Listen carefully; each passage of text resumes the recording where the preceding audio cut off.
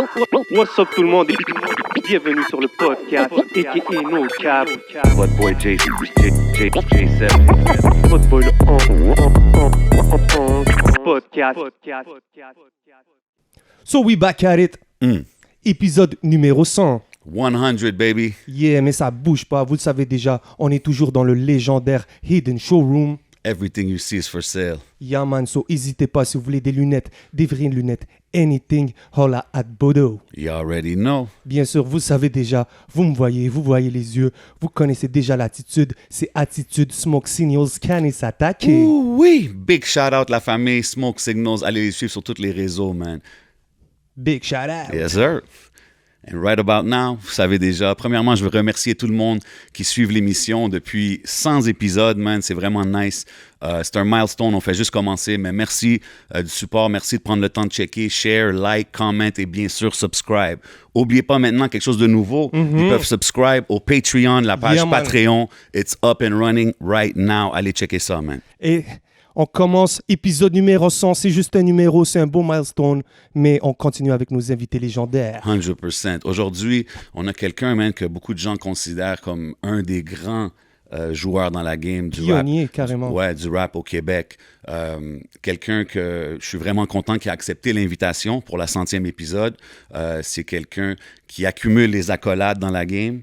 C'est la personne qui est derrière le mouvement, je veux dire, 7e ciel. On parle du seul et unique Stone Cold Steve Jolin, a.k.a. Another J dans la maison. What's up, bro? Yo, ça va, guys? Yes, sir, man, ça va bien, man. Félicitations, hein, Merci, man. sans émission, c'est nice. Merci, man. Merci beaucoup, man. Merci de prendre le temps de venir. You know what I mean? Je sais que tu es un homme occupé dans la game. On vient de passer l'année 2021. Tu sais, c'est une période très spéciale dans l'industrie de la musique, tu sais, avec tout ce qui se passe dans le monde. Mais vous avez accumulé des gros stats. 150 millions de streams en 2021. C'est-tu la plus grosse année pour 7e ciel? Ouais, c'est la plus grosse, mais c'est d'année en année, ça grossit, on dirait. Wow. C'est normal aussi, là. C'est quand même assez récent, comme les streams, ça vient de 2015, donc... mais oui, c'est notre Mais plus grosse. c'est vraiment dope de voir que ça grow quand même, là, c'est ce que je veux dire. Puis là, je checkais les stats, là, je vais drop une couple de stats, là. 500 000 Shazam, 225 concerts en pandémie, you know Quand what I même, mean? ouais. 9 singles d'or, 2 singles de platine. C'est super impressionnant. Comme, à quoi t'attribues cette croissance-là avec 7e ciel? Ben, on attribue aux excellents artistes qui sont avec nous, d'un, leur créativité, leur confiance, notre équipe. Je pense le travail qui est fait depuis plus de 20 ans maintenant, qu'on est là à défoncer des portes pour le genre, pour le style. Puis je pense que là, ça commence à porter fruit. Je pense qu'actuellement, le rap game est à son meilleur C'est au fou. Québec, à Montréal. Yeah. C'est fou de voir que tu étais là vraiment au début d'une certaine époque, je veux dire, tu sais, parce qu'il y avait quand même du rap dans le Québec avant, mais tu sais, 2000, 2002, 2003, c'est vraiment le début d'une époque où est-ce que ça devenait commercialisé de plus en plus, tu sais, puis c'est vraiment dope de voir que tu es encore ici. Puis, C'est la première fois des disques, t'as dit disque platine? single platine, Single right? platine, ma bad. C'est Single la platine. première fois que j'entends. C'est la première fois que j'entends le mot platine. Loud en a eu un avec toutes les femmes savent Oh, danser. c'est vrai. Ouais, ok, ouais, ok, mais ok. c'est le era. Là, on est dans C'est le ça, era là. où est-ce que ça commence. Tu sais. C'est fou. Moi aussi, je vois ça, je suis comme damn. Je vois les gars avec des plaques. Mais plein ouais, d'or c'est et ça. tout, On voyait pas ça dans le game. Puis c'est cool de voir que les gars ils ont leur trophée. C'est ce que C'est je veux fou, dire. ça, man. Puis tu sais, quand on parle de 7e ciel, c'est pas juste un label qui produit des disques. C'est une compagnie de booking de spectacles. Moi, Puis je aussi. je dirais que c'est une compagnie musicale OK. Puis, mais il y a des secteurs. Tu sais, il y a les spécialisée bookings. dans le rap. OK. Tu comprends, dans le hip-hop. Mais oui, on touche à plein de choses. On touche à l'enregistrement sonore, on touche au spectacle, on touche au publishing, au management. C'est ça. Fait qu'un artiste qui n'est pas signé 7e ciel peut avoir un deal pour booker des shows ou pour management ou des affaires comme ça. Je te dirais que la plupart de nos services sont pour nos artistes. OK. On a quelques artistes qui sont juste en booking ou en production de spectacle. OK. Mais tu sais, ça, c'est une chose que je trouve particulière de la game ici au Québec, que beaucoup de producteurs managent leurs propres artistes, tu sais. Puis aux States, par exemple, un artiste, il a son manager, puis là, il négocie avec le label, tu sais. Puis ici, le label, il manage l'artiste en même temps. C'est ce que je veux dire. C'est parce que le marché est petit ici. OK. À comparer là-bas, le marché est tellement gros aux States, c'est tellement gros en France. Ici, le marché est plus petit, donc souvent, ce que ça fait, bon, il y a ceux qui ont une connaissance du milieu en tant que tel, surtout dans des genres spécifiques, il n'y en a pas tant que ça. Ouais. Il y a beaucoup de gens qui s'improvisent manager, hein, on va se le dire. Facts. Il y en a beaucoup que c'est des cousins, des amis. Le homie management, on parlait de ça l'autre fois. Ça, tu sais, c'est correct, tu sais, je veux dire, ça peut clairement te donner de la motivation, donner un coup de main. Mais des vrais managers qui savent comment faire avancer une carrière et défendre les intérêts d'un artiste et aller chercher des opportunités pour l'artiste, ben, ça prend des connexions, ça prend du travail, ça prend une certaine expérience, une rigueur. Donc, c'est pas donné à tout le monde. Après, moi, j'encourage les gens à en avoir un. Ben, à en avoir un et aussi s'en aller dans le management, c'est-à-dire essayer de devenir des bons gérants et des bons managers. Je veux dire, moi j'encourage ça parce que tout le monde doit être devant la caméra, mais ça prend des gens derrière. Facts. Shout out my boy Rémi. Yeah. Mais, il y a ses recherchistes. I got a shout out. Puis, tu sais, au fil des années, vous êtes quand même un label qui est de plus en plus productif. Tu sais, ça l'arrête pas, là, les artistes, tous les côtés, les projets. Y a-tu eu des moments tu sais, depuis le début jusqu'à aujourd'hui que tu étais comme, yo, je lâche ça. Pourquoi je suis rentré dans le rap, genre, comme. Y a-tu eu des moments que tu voulais juste lâcher tout ça puis aller faire un corporate job, genre? Ben, en fait, c'est la passion qui te fait faire ça. Tu sais, je veux dire, moi, je suis un rap lover. Tu sais, dans le fond, t'es un MC at heart. Moi, j'ai commencé à m'intéresser au rap, j'avais 12 ans, tu sais, en 89. Donc, j'ai commencé à rapper mon premier rap, j'avais 12 ans. C'est ça, t'as écrit tes premiers verses, là. Mes premiers verses. J'avais gagné un concours amateur scolaire. J'étais à l'époque, j'avais 12 ans. J'avais gagné le concours à l'école, puis ça m'avait vraiment donné l'envie de ça, c'est à Rouen, là. Bro, ça, c'est même avant Rouen. Non, c'est pas avant Rouen, c'est après Rouen. Moi, j'ai grandi à Rouen toute ma jeunesse. OK. Mon père puis ma mère sont séparés. J'avais 2 ans et demi. OK. Mon père est parti. Et je te dirais, vers l'âge de 11 ans, j'ai vécu avec ma mère à Rouen toute ma jeunesse. Et je te dirais qu'à 11 ans, de 11 à 14 ans, j'étais vivre avec mon père. Et j'étais vivre en Ontario. Ah, OK. Et c'est là que j'ai connecté avec le rap. Parce que j'ai vécu à Thunder Bay. Really? OK, je savais pas ça. J'ai vécu à Thunder Bay quelques années. Puis j'ai rencontré un gars à l'époque qui avait 16 ans. Je me rappelle de son nom. C'était un joueur de basket et c'était un rapper. Shit, back in those days. Son nom de rapper, c'était Spice, je me souviens. Damn! Shout out Spice, what up? Puis lui, il avait fait une collabo avec Maestro Fresh West. Là, oh shit, OK, c'est big, là. Oh, ouais, non, c'est ça. Puis écoute, là, tu sais, moi, j'étais un jeune de 12 ans, tu regardes le gars, il mesurait 6 pieds 6, c'était le meilleur joueur de basketball en Ontario-Nord. Dope. Fait que ça, c'est devenu un peu un modèle pour moi, tu sais. Puis là, j'ai commencé à m'intéresser au basket et j'ai commencé à m'intéresser au rap, tu sais. Fait que là, j'écoutais juste du rap. Lui, il me faisait des tapes, parce que moi, je connaissais rien. Fait que, il me faisait des tapes de tout ce que je devais écouter, tu sais. Dans ce temps-là, c'était les Public Enemy, les Rob Bass, man, il y avait un paquet de trucs. Là, that's crazy, OK. Donc, c'est vraiment là que je me suis intéressé au rap et c'est là que j'ai fait mon premier concours amateur, un rap francophone en 89. Shit, OK, tes premiers rap étaient en français. Ça, c'était mon premier rap en français. Après ça, j'avais switch en anglais un petit peu. Mais tout le monde a rap en anglais à un moment donné, c'est ça. Tout le monde. So, après ça, t'es retourné à... Je suis revenu, à 14 ans. Ça marchait pas avec la femme à mon père. Ouais.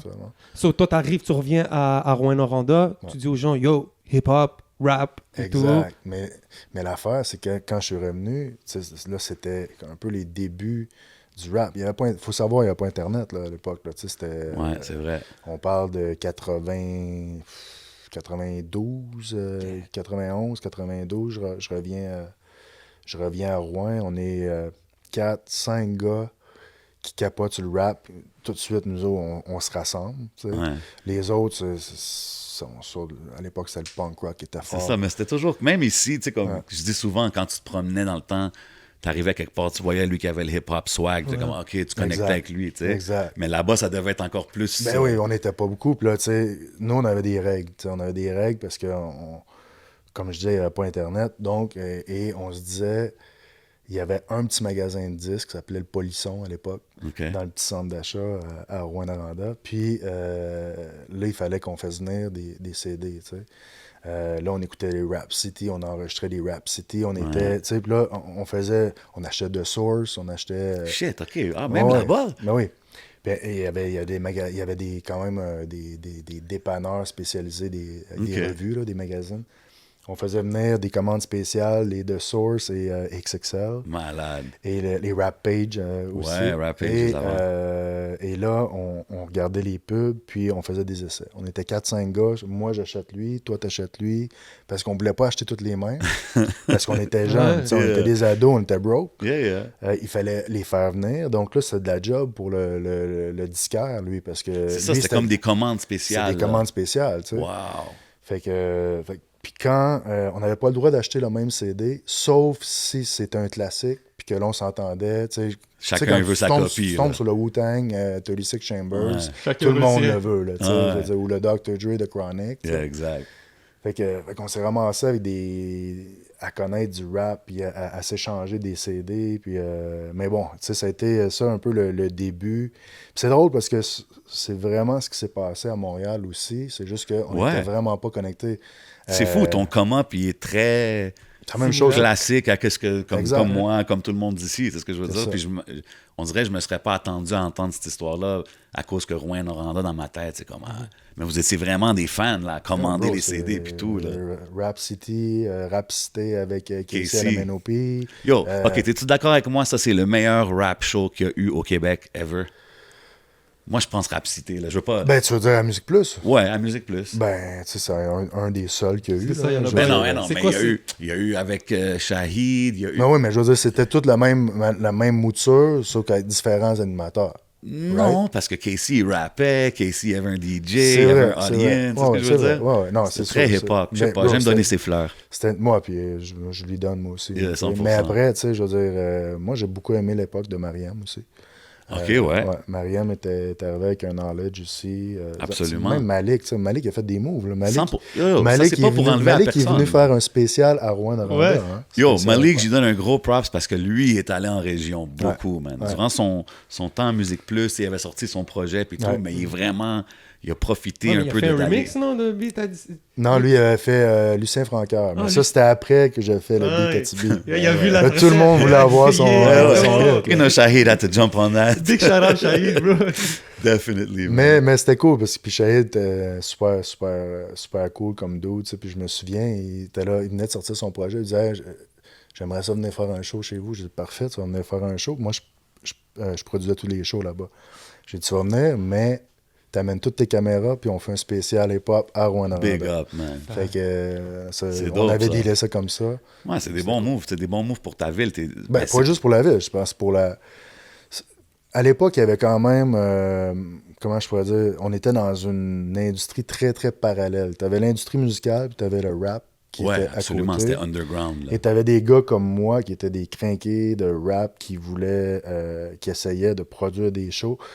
Et il y avait un circuit qui s'était formé, tu sais, avec des gars qui étaient sérieux. Et c'était un peu dans le but d'encourager ces gens-là, que les gens qui sont à Chicoutimi, à Rimouski ou peu importe, à essayer de développer la scène parce que ça prenait des joueurs solides à l'époque parce qu'on n'était pas dans les salles traditionnelles comme aujourd'hui. Là, 100%. ça prenait des promoteurs indépendants qui y croient, qui avaient une vision. Puis qui... Mais comment tu les fou, trouvais? C'est, tu sais, comme...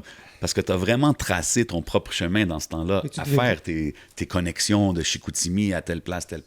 C'est sûrement Montréal. Est-ce que toi, en étant à Abitibi, tu vois peut-être, on parle de Rap City et tout, Ouais. sûrement que tu dois voir Montréal, puis tu te dis, hey, moi, si je veux que ma carrière fonctionne, c'est peut-être pas en Abitibi, il faudrait que je bouge à Montréal. C'est comment que tu voyais ça, toi? Ben, écoute, toi, c'est sûr que tu te poses toutes ces questions-là, tu sais, puis moi, quand j'ai commencé à m'intéresser. Moi, déjà, j'avais mon premier groupe, comme je te dis, j'avais 12 ans. Tu sais. On était deux gars. Le Criss-Cross era, genre? Écoute, ça s'appelait Cool DS, je me souviens. OK. Parce que mon boy s'appelait Danny, puis moi je m'appelais Steve, c'était Cool DS. Okay. On avait même un logo, on s'était fait des t-shirts avec justement des shades, puis le cool, on le mettait avec le. C'était corny as fuck. Classique, but in those days. Ah ouais, exact. Je vois le swag de ce temps-là. Puis après, j'ai fait un autre petit groupe à Rouen. Mais moi, j'ai toujours été un gars très fonceur, très persévérant. Donc, des fois, mes boys, eux, ben, ils étaient juste plus là-dedans. Mais moi, j'étais comme, OK, moi, je continue. Es-tu le seul qui a continué à travers toutes ces années-là, genre? En tout cas, qui a continué à un niveau, ouais. Un niveau, que tu fais une carrière de ça. Ouais, exact. Là, mais tu sais, c'est parce que tu fais le tour vite là, quand t'es le rapper de Rouen-Noranda. Tu fais le tour vite. Ouais. Après ça, t'en veux plus. Ça dépend. Il y en a qui vont se satisfaire de ça. Moi, j'en voulais plus. Donc là, je me suis inscrit à des concours. J'ai rencontré des gens. Le problème que j'avais là-bas, c'est les mêmes problèmes que vous aviez au départ. C'est que à Rouen-Noranda, il n'y avait pas de beatmaker, il n'y avait pas de studio spécialisé dans le rap. Donc, on faisait comme à peu près tout le monde. On allait chercher des instrus, on achetait des singles avec des instrus. Ouais, c'est covers en carton. Puis là, ben, t'écrivais tes raps, puis t'essayais, tu faisais des démos là-dessus. 100%. C'est là qu'on était, mais non, écoute, ça prend une bonne tête de cochon pour...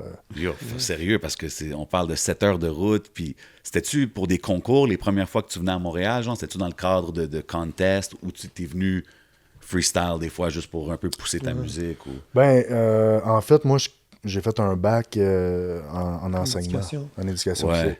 Fait que tout ce que je faisais au départ, j'enregistrais sur des démos sur des instrus. Mais après, je suis venu à Sherbrooke étudier. Ouais. Et concours de circonstances, j'ai mon cousin qui venait de la même place que moi, à Rouen, a déménagé faire un cours à Québec. Puis la blonde du beatmaker des ambassadeurs à l'époque, et The Good Samaritans, JP Matt. Ah, OK. The Good Samaritans. Exact. Good Samaritans, des ambassadeurs. Le beatmaker, le producer de ce groupe-là, sortait avec une fille de Rouen. Et mon cousin me dit Yo, j'ai rencontré un beatmaker, tu sais. Toi, tu devais être comme Yes! Et moi, bro, moi, j'ai toujours écrit, tu sais, je me suis toujours dit un bon moment, je vais rencontrer des gens, tu sais. Puis c'est comme ça que c'est arrivé. Je suis arrivé à Sherbrooke. Je sautais dans le whip, je m'en allais à Québec, puis j'enregistrais. Je sortais de là avec 3-4 chansons en 2 jours. Tu sais. Okay. Fait que j'étudiais les fins de semaine, je passais mes fins de semaine à Québec, on enregistrait là-bas, on revenait, puis c'est comme ça qu'on a fait le premier album. Le premier set, ça a été produit par JP Matt, toutes les tracks, sauf un qui a été produit par DJ Org. Yeah. Shout out à Org, man. C'est où que vous êtes connus, DJ Org? Parce que je sais que on s'est connus, en fait, à Sherbrooke. À l'époque, à Sherbrooke, il y avait le Mason Pub, qui était... moi, j'ai étudié là 4 ans, de 99 à 2003. Puis, j'ai toujours continué, mais on allait au Mason Pub, puis tous les artistes du temps, ils allaient faire des shows là, sans pression, Mosaïen. Ou c'était au Granada, puis qu'il y avait l'after au Mason Pub. Mais c'était tout le temps un truc comme ça, tu sais. Puis DJ Org faisait avec DJ Huggy. DJ Huggy, c'était le proprio du Mason Pub. Okay. Et il faisait des soirées DJ Huggies et DJ Org. Puis c'est là que je l'ai rencontré. Mais tu sais, bro, moi, je suis arrivé là avec mes démos. Tous les artistes, là, les Rain Man, tout ça, je leur ai tous donné des démos, moi, à un certain moment dans ma carrière. Tu les voyais en show, puis tout. Là. J'allais les voir, puis je leur donnais des props. Je dis, yo, je rappe. T'es arrivé comme un fan, t'es arrivé comme un... Absolument, tu sais, comme un gars qui était hungry, puis qui voulait réussir là-dedans, tu sais. Puis moi, j'étais persuadé que j'avais un truc, tu sais.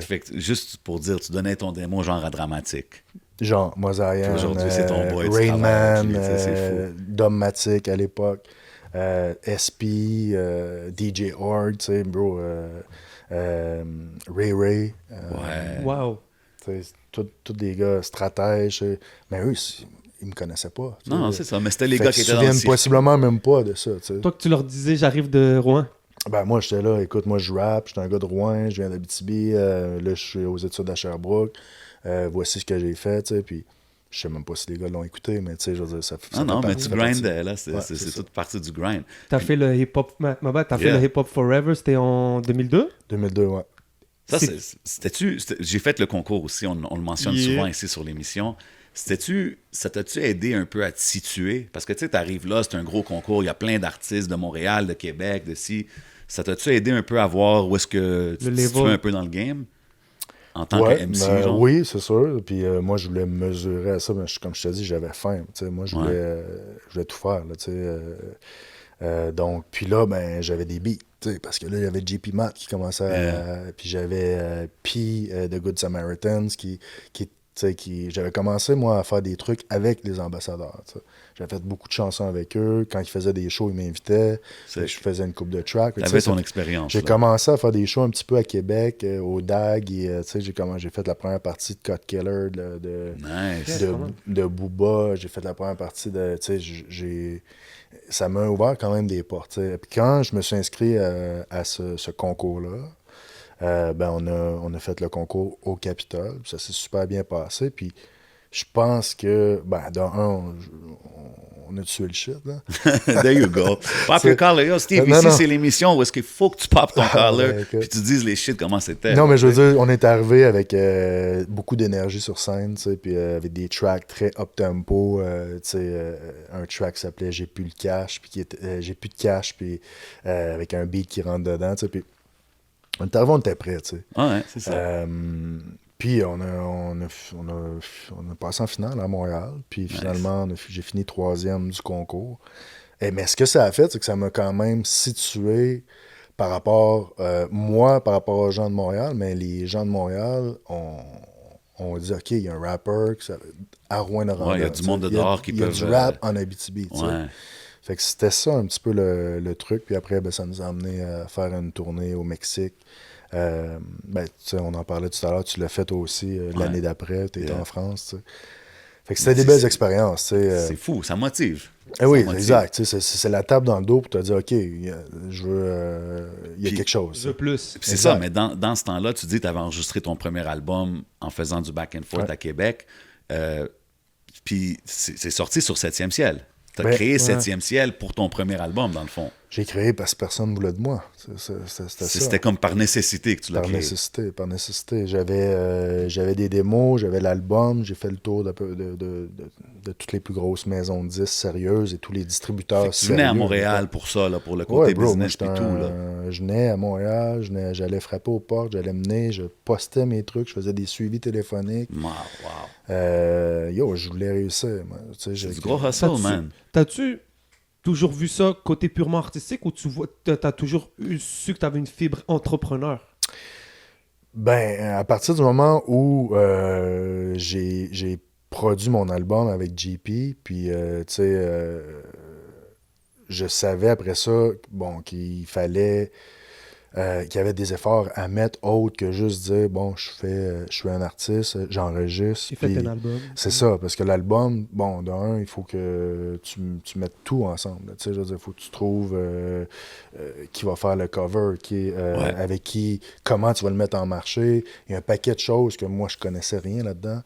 Et comme il n'y avait pas de, comme je dis, il n'y avait pas d'intérêt. Tu sais, faut que tu dises une chose, le rap à l'époque, c'était pas hot comme Mais c'est je suis maintenant. curieux, c'était qui les labels que tu allais checker dans le temps? Bro, genre? tous les plus gros labels qu'il y avait qui étaient connus, là, tu sais, je regardais ce qui se faisait. Genre ok, BMG, exact. des affaires. Mozarian, BMG, je leur envoyais les trucs. Audiogramme, j'ai envoyé des trucs. OK. Mais c'est ça, il n'y avait pas de label vraiment spécialisé. Tox, j'ai envoyé des trucs. Tu sais, non, il n'y en avait pas. Tu sais, fait que Taka, j'envoyais partout. Tu sais, OK. tu comprends? Après, il y en avait les plus petits. Mais en même temps, tu sais, moi, je me disais, si je m'embarque avec un label, je vais avoir un label qui sait où est-ce qu'il s'en va. Tu comprends? Ouais. Donc, je voulais avoir des gens qui avaient, même si c'était pas des succès de rap, mais c'était des gens qui étaient capables de propulser des artistes. Tu sais.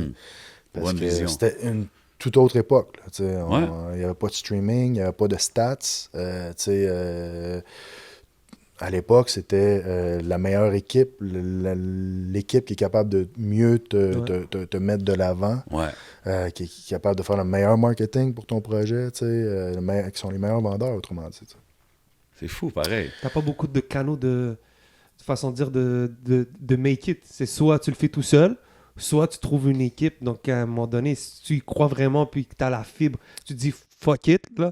T'as pas le choix de prendre ce risque-là. Puis c'est un peu, tu sais, même des fois en 2021, 2022, tu veux te décrire comme une entreprise, puis tu dis, j'œuvre dans le hip-hop, dans le rap. Des fois, tu sais, c'est comme, tu y crois pas trop, disons. Tu sais, Imagine dans ce dans ce temps-là, temps-là, bro. en 2003. Exact, c'est ça que je veux dire. C'est qu'à l'époque, le rap, c'était pas ça. Puis en plus, je viens de fucking Rouen. Ouais, le monde, il voyait pas le rap comme une industrie, viable industry. Fait que Puis je en fais plus- du rap et je viens de Rouen, man. Fait que je pars avec 2 prises en partant. T'sais. Fait que je vrai. comprends que les labels là-bas sont man, le rap, c'est un mouvement urbain.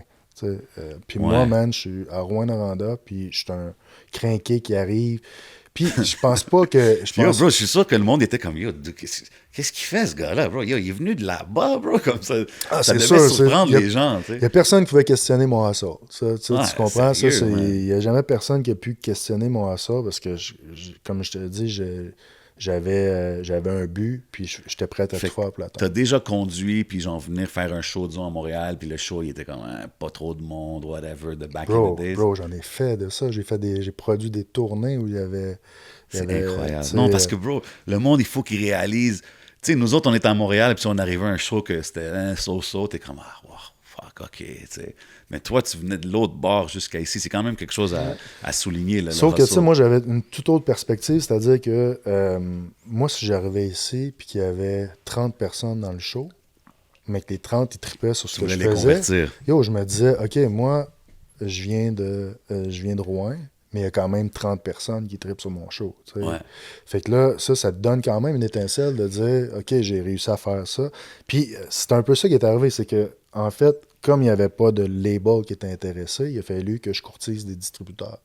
OK. C'était pas plus facile, ça. Là. C'était pas plus facile. Aujourd'hui, un peu plus simple parce que... Tout le monde a LinkedIn, tout le monde a quelque chose, Ben, réseaux surtout, c'est sociaux, tu peux it's trouver son digital profil. today aussi. C'est It's Digital. Eux, ils veulent avoir un pourcentage de ce qu'ils font. C'est plus pareil comme c'était. Tu sais, à l'époque, c'était des prises de risque, les distributeurs aussi, parce que there's so much space dans les magasins. Tu C'est comprends? ça. Quand Donc, c'est physique, ça change tout, là. ça change tout, tu sais. Fait que c'était comme, OK, ben si je te prends... Fait que j'allais voir les Select, les DEP, les Fusion 3.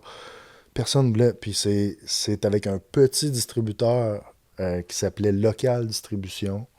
C'est eux qui m'ont donné ma première Local. chance. Je me Ouais. rappelle des autres back in the days. Ouais. Exact. C'est eux qui m'ont donné ma première chance. Shout out à David Laferrière, qui est rendu d'ailleurs président de Rideau, Big shout out. le plus gros, le plus gros congrès de spectacle au Québec. OK, big ups, c'est big dope. OK, puis donc, tu as la distribution. Ouais, là, Donc, c'est quoi les retours que tu as? ben là, j'ai la distribution, ça veut dire que ça m'assure d'avoir mon album dans, je sais pas, moi, une cinquantaine de points un peu partout au Québec. Donc là, ça, c'est cool. Mais la nouvelle étape, c'est qu'est-ce que je fais pour le mettre en marché, tu sais. Fait que là, parce que là, C'est pas la même chose. bro, mettre un album en magasin, s'il n'y a pas de marketing, s'il n'y a pas de relation de presse, s'il n'y a pas de tracking radio, s'il n'y a pas personne qui sait, Moi, c'est c'est là que ça se passe. Tu sais, faire l'album, c'est la chose facile. the easy part. Mais après ça, c'est de l'amener dans les oreilles des gens, puis de faire en sorte que les gens se déplacent dans les shows, puis juste faire le mouvement de l'acheter, tu sais. C'est ça. Moi, ce que je catch pas, c'est que dans ce temps-là, tu n'avais pas vraiment de blueprint Non. ici au Québec. Tu sais ce que je veux dire? Comme il n'y avait personne avant toi qui avait vraiment fait ça. Tu sais, il y avait peut-être les Mount Real. Ouais, exact. Puis il y avait une couple de labels comme Da ça Vinci, il est indépendants. arrivé à quel moment? Da Vinci aussi. Juste un devait peu être- avant, ouais. Da Vinci aussi devait être Mais dans c'était ce les temps-là. débuts, H&M. OK, c'est ça. Mais c'était vraiment les early times. Puis là, t'as fait ça, t'as sorti le projet. Puis là, c'est Il y là avait comme la Hero mise. Prod, il y avait BBT. Ouais. C'était ça Ouais. à l'époque, là. Puis comment que tu as figure out toutes ces choses-là, tu sais, mise en marché, all these things, tu sais, parce que... Moi, je suis un travaillant, puis je suis un curieux, je suis un gars qui veut apprendre, tu sais, puis Ok. à tous les jours, je veux apprendre, tu sais, puis je me suis dit, OK, j'ai pas les moyens d'avoir une équipe, de me payer une équipe, de payer des salaires ou... donc, j'ai tout fait. Tu sais, c'est moi qui ai contacté les journalistes. Je contactais Musique Plus pour aller mettre mes vidéos. Je contactais des... OK, t'avais pas de manager ou de J'avais middleman. pas de manager, je faisais tout. Tu sais, je contactais les journalistes pour qu'ils fassent des critiques de mon album. Wow. Euh, Eux, ils savaient qu'ils parlaient avec l'artiste? Ben quand oui, tu... bro. OK. Moi j'appelais, je dis, oh, je t'ai envoyé mon album, est-ce que tu l'as reçu? J'ai un nouveau label, c'est 7e ciel, mon nom c'est Anadodji, je suis un rappeur de Rouyn-Noranda, en Abitibi. J'essayais de sortir du lot, tu sais. Il a son pitch. Yeah, puis c'est- J'avais mon pitch, puis ça faisait en sorte que j'en ai eu des critiques, tu sais, puis c'était quand même bien ficelé, tu sais, je veux dire, c'était Org qui avait mixé le truc, on avait des bons beats, tu sais, puis moi, j'étais très, très, comment je pourrais dire, j'étais très rigoureux sur les schèmes d'écriture, tu sais, multisyllabique, Ouais, tout ça, les j'étais schemes, vraiment ouais. dans les schèmes. Donc, ça fait en sorte que je suis arrivé avec un truc. Puis, j'avais aussi... j'étais validé par les artistes du game. À partir du moment où, justement, j'ai commencé à me faire voir, à faire des shows, puis à donner mon album, tu sais, quand je croisais les gens dans les shows, ben là, les gens ont commencé à me valider, les Mosaïennes, tu sais. C'est le gars de Rouen. Ah, Ouais, le gars de c'est Rouen. ça. Puis en écoutant, ils ont dit, OK. ça doit être dope aussi pour toi dans ce temps-là, tu sais. Ah, bro, là, je me sentais un peu part of the game, tu sais. Ouais. Puis je me dis, OK, là, si les pères apprécient ce que je fais. Et j'ai voulu, moi, c'est là que c'est là que j'ai commencé aussi à produire des shows à Rouen. Puis à dire, Hip-hop dépendant. Exactement, tu sais, Yes, puis à sir. développer cette scène-là, tu sais, les HHD, hip-hop dépendant. Ouais, I remember that. Puis d'ailleurs, le premier show que j'avais fait, c'était Mosaïen, le premier HHD à Rwanda. OK, fait que toi, tu bookais les artistes dans ta Ouais, ville. back in exact. those Moi, je les days faisais aussi. venir, je faisais les shows avec eux. Pas toujours, mais souvent, tu sais. C'est Ça doit être intéressant. spécial de ramener Mosaïne à Rouen-Noranda. Ben oui, bro. Moi, je les ai tous ramenés, là, name it, là, à l'époque. là. Ça doit être frais, Sans sûrement. pression, Rain Ouais. Man, Mosin, tout le monde. Rain Man, je pense qu'il était moins actif. Eux, ils étaient actifs un petit peu plus Ah, c'est avant. vrai, ouais. On Ah, parle de Eux, ils 2003, étaient plus trop actifs, mais tu sais, name it, là, à l'époque, qui était hot, il y avait justement BBT, il y avait Hero Prod, il y avait... C'est fou parce que t'as vraiment... Attache Tatuc, tu sais, tous ces gars-là, tout le monde venait, là. Mais comme de comment qu'on parle de l'histoire, c'est quasiment comme si que t'as créé la scène, l'autre bord à Rouen, là. Ben, j'ai créé, je veux dire, j'ai clairement contribué à la rendre saine. Puis comme là-bas, il n'y en avait pas des shows de rap. Ouais, mais y avait-tu même des rappers, bro? Quand Ben, t'as commencé à bro, rapper, moi, là, quand j'ai commencé, il n'y en avait pas beaucoup, mais ça crée un mouvement. Puis il y avait beaucoup d'artistes locaux qui se sont nice. développés. Mais après, tu sais, bro, comme je te dis, c'est pas tout le monde qui a la même fin de réussir dans ce milieu-là. Comment tu nous expliques? T'as l'air d'un gars vraiment déterminé de comment tu travailles. Mais c'est ça, tu sais. Fait que, tu sais, moi, ce que je faisais, c'est que je profitais de ces shows-là pour donner la chance aux artistes locaux aussi d'ouvrir, tu sais. Dope. Donc, ça, j'ai toujours été très, très généreux là-dessus. Puis en même temps, ben eux, évidemment, c'était leurs clients, c'était leurs amis qui faisaient partie du crowd, tu sais. Mm-hmm. Donc, hey, yo, je vais faire un show, tu sais. Puis là, je leur donnais une pile de billets. Puis je disais, yo, man, faut que tu vends des billets. Quand tu as vendu 10 billets, je te donne un billet. Fait que, tu sais, là... God damn! OK. Fait que, tu sais, fait que, bro, on se ramassait. Il y a des gars qui arrivaient qui vendaient 100 billets. Mais ils se ramassaient avec 10 billets à $15 le billet. Ben lui, il payait sa soirée, il payait des billets à sa blonde. Puis, tu sais... Fait que, tu sais, on remplissait nos salles. Comme je disais, il y avait peu de shows. Fait que les gens étaient en délire toujours, tu sais. Vous demanderez à tous les artistes qui sont passés, les shows à Rwanda à l'époque, c'était dans les meilleurs shows qu'ils ont fait. Là, Ah ouais? Ça doit, bro. Ça doit être Ok. vraiment nice. Oui, j'imagine, parce que, comme qu'il dit, il ne doit pas avoir souvent des shows, des affaires comme ça. Fait que quand les gars ils débarquent... J'en faisais 4 par année. OK. Puis c'était tout le Très, temps... très stratégique. Toujours un à chaque gros congé. OK. Tu sais, exemple, un juste avant la semaine de relâche. Ouais. Le vendredi, la semaine de relâche. Un le vendredi avant le congé des C'est fêtes. comme que les clubs, ils font, tu sais, comme ils ont tout le temps des Un gros à événements. Pâques. Tu sais, toujours un comme Ouais. ça. Puis, bro, c'était toujours des succès. Puis pendant tout ce temps-là, t'étais-tu aux études encore? Non, là, j'étais revenu. Ça, c'est en 2003. C'est en 2003. Ah, ben, Moi, ok. j'ai terminé mon bac en 2003. J'ai commencé à enseigner en 2003, mais j'ai jamais accepté de tâches à 100%, parce que c'est des pourcentages de tâches quand tu es enseignant. Ok. J'ai T'étais jamais- suppléant, genre? Non, j'avais mes groupes à moi, mais j'ai jamais été plus que 50% de tâches. Ok. Yo, les gars, vous écoutez du hip-hop, vous savez c'est quoi le rap? Ben, tu sais, puis 50% de tâches, pourquoi? C'était parce que je voulais justement garder du temps pour ma business, pour ma carrière d'artiste. tu sais. C'est ça, dans ce temps-là, tu commençais le label. Je puis commençais, tout. ouais. Puis là, en 2006, tu as sorti Septentrion. Septentrion. Puis, tu sais, quand j'écoute l'histoire, c'est vraiment dope de comment toi, t'appelais les journalistes. Toi, t'as tout fait les moves toi-même pour vraiment apprendre la game. Là. Sur le premier album. Ouais. Parce que j'ai appris, j'ai monté mes tournées, j'ai tout fait avec le premier album. Mais j'ai vite appris que je ne pouvais pas tout faire. Donc, le deuxième album, OK, là, t'avais plus un j'ai team. commencé à m'entourer. Là, je cherchais des gens pour m'aider au niveau des relations de presse, puis stage radio. OK, man. Ça a été qui les premières personnes que t'as eues autour de toi? La première personne, Marie-Claude Costicella, qui à l'époque travaillait pour une autre maison de disques qui était Atlantis, mais qui prenait des petits contrats freelance comme ça. Puis elle, ça a été la première là, qui m'a vraiment pris sous son aile en termes de ARP. RP qui est... Relation de presse. Ma bad, ouais. juste pour les gens. Puis j'ai eu un premier booker à l'époque, je me rappelle même plus de son nom. Ok. Mais la Donc, business booking. commençait Là, j'ai commencé à grossir, comprendre là. comment ça fonctionnait. Puis j'ai C'était commencé... pas un manager, c'était pas quelque chose, c'était Non, relation c'est de smart, presse, parce que t'as vu- booker. Parce Non. que même aujourd'hui, certaines personnes ne penseraient pas à ça. Ils disent, Ouais, ah, il mon dirait, j'ai besoin de manager. mon manager. Mais ils pensent pas à relation de presse. Ben, c'est pour ça, tout à l'heure, quand je disais tout le monde s'improvise manager, tu sais, je veux dire, un manager, il faut qu'il soit capable d'aller chercher Ce ce que ton monde-là. artiste a besoin. Tu comprends? Ben, moi, ça, je l'ai fait instinctivement. J'ai compris assez vite que pour aller plus loin, il fallait, puis comme j'étais à Rouen en plus, ben, il fallait que je trouve les façons d'avancer à la vitesse grand V parce que je savais que je partais de plus loin que tout le monde. Tu sais.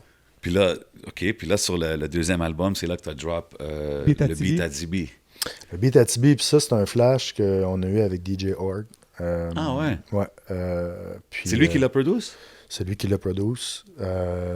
Puis c'est tellement drôle comment ça s'est fait. Je l'ai contacté, j'ai réussi à avoir son contact, je l'ai appelé, puis j'ai dit « Salut, c'est un ADJ de Rwanda. Qui? Un rappeur de Rwanda. Tu parles de Raoul Duguay? Raoul Duguay. Ben oui. Parce que Ok. Raoul Duguay, il faut savoir que la Beat Atibi, c'est un hymne. C'est un de ses albums, Ouais. je pense. Ben, en fait, c'est son plus grand succès. Tu sais, Ok, je veux dire, il a ouais. fait- Ça, c'est un gros succès comme québécois en Oui, général. exact. là. C'est Ah ça, oui. c'est un Ok, hymne non, I don't know, moi, québécois. je connaissais pas. Exact. J'ai appris Mais c'est un cette gros gars, chanson-là c'est un avec ta track. musicien, puis je pense que c'est un politicien. C'est un poète, C'est un c'est poète, un c'est ça. peintre, c'est un Gros artiste multidisciplinaire. OK. D'Abitibi. Shout-out à Raoul, d'ailleurs. Tu sais, c'est un Big ups, the ouais, c'est un legend. gars de Val-d'Or, en C'est fait. ça. Ok. Il a grandi à Val-d'Or. Puis il a fait la chanson La Beat Atibi. Donc, La Beat Atibi, ça, à la Saint-Jean, tu l'entends tout le temps partout. C'est Ok. c'est un Et les gens classique. sont en train de nous entendre parler, puis on dit la bite à Tibi. Ouais, Donc exact. on parle pas de l'entre. C'est la bite. Ça veut dire que c'est quoi la bite? Ben, l'Abitibi, c'est la bite Atibi. C'est. Écoute, il faudrait que tu écoutes le. Tu sais, c'est rien de. Il n'y a aucune Ok. connotation sexuelle. Juste pour comprendre Mais les si gens. si tu connais Raoul Duguay, c'est un des gars les plus flyés qu'il y avait à l'époque. Tu sais, allez googler Raoul Duguay sur YouTube, tu sais, des entrevues qu'il a fait. C'était un des flyés. Dans OK, le c'est temps, un tu sais. wild boy. Ouais. OK. Mais bref. Là, fait tu que, le holler, fait que puis moi, tu dis, oh, je je veux- l'appelle, puis je dis, oh, je veux faire la Beat Atibi, la Beat Atibi version rap. On va appeler ça le Beat Atibi. Tu sais. Yeah. Mais tu sais, la Beat Atibi, là, ça a été repris 10 fois par des groupes rock, par des groupes psy, puis ça n'a jamais rien fait. OK. Lui, en bon joueur, il dit OK, tu viens c'est intéressant ton parcours, tu viens de Rouen, nanana, tu sais, OK, on se donne un rendez-vous au studio, telle heure, telle date, on fait ça. Chez DJ Org, en plus, il est en déménagement, on est dans son sous-sol, man, il n'y a rien de chic dans son... Hood studio style. Ouais, exactement. Yeah, yeah. Fait que lui, il arrive là, « Salut, là-haut, on se rencontre, il fait son truc, tu sais. » 2 heures plus tard, il dit « OK, on va aller à la ça a pris du temps avant qu'on catch vraiment où est-ce qu'on voulait aller, tu sais, parce qu'on savait un peu où on s'en allait, mais le beat était trop up-tempo, tu sais. On essayait de faire un truc plus près de la beat à Tibi que du beat à Tibi. Ouais. Et c'est quand, à la dernière seconde, tu sais, ça fait peut-être déjà 2 heures qu'il enregistrait, que là, Org, il flippe le truc, il a ralenti le tempo, puis là ça a pris tout son sens. Mais là, tout ce qu'il avait fait, ça marchait plus. Fait qu'il a fait, là, il a fallu qu'il le refasse. Fait qu'on était un peu mal à l'aise, mais il était bon joueur, il l'a fait. Puis après ça, il est parti, puis lui, il m'a avoué, il a dit, yo, il a pas dit yo. Let's be clear.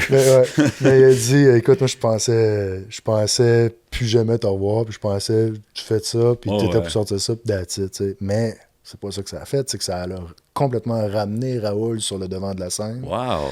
T'as revive sa carrière. Ben oui, bro, il s'est ramassé, tout le monde en parle, il a fait un paquet d'affaires. C'est fou. Ça. Puis pour toi aussi, ça a dû être un gros point Ça a été tournant, un win-win, vraiment. Ça a été super, super cool parce que ça a été un win-win pour les deux parties. Ça a été une collaboration intergénérationnelle qui était le début d'un ADJ au sens commercial. Mainstream, c'est ça. Ça jouait à la radio puis tout, là. Ça jouait à la radio, ça a été au moins 60 fois numéro 1 ou du top 5 à Musique Plus. Jeez. OK, ouais. Pop your collar, bro. Il faut que tu droppes les stats. Ouais, c'était un gros clip à l'époque. Ça devait être quand même un gros investissement de faire tout ça. Ouais, ça a été beaucoup d'argent.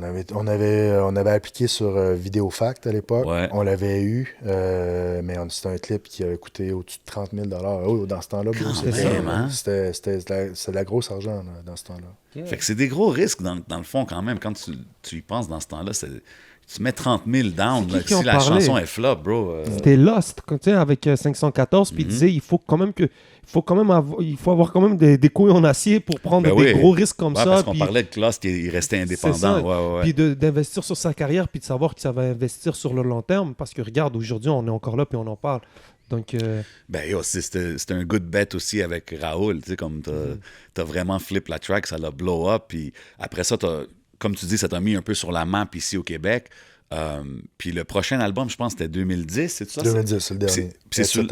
OK, c'est ça, etc. Puis c'est sur celui-là que tu avais fait le collab avec Diane Tell. C'est ça. Ça, c'était inspiré un peu aussi une fille de Val-d'Or.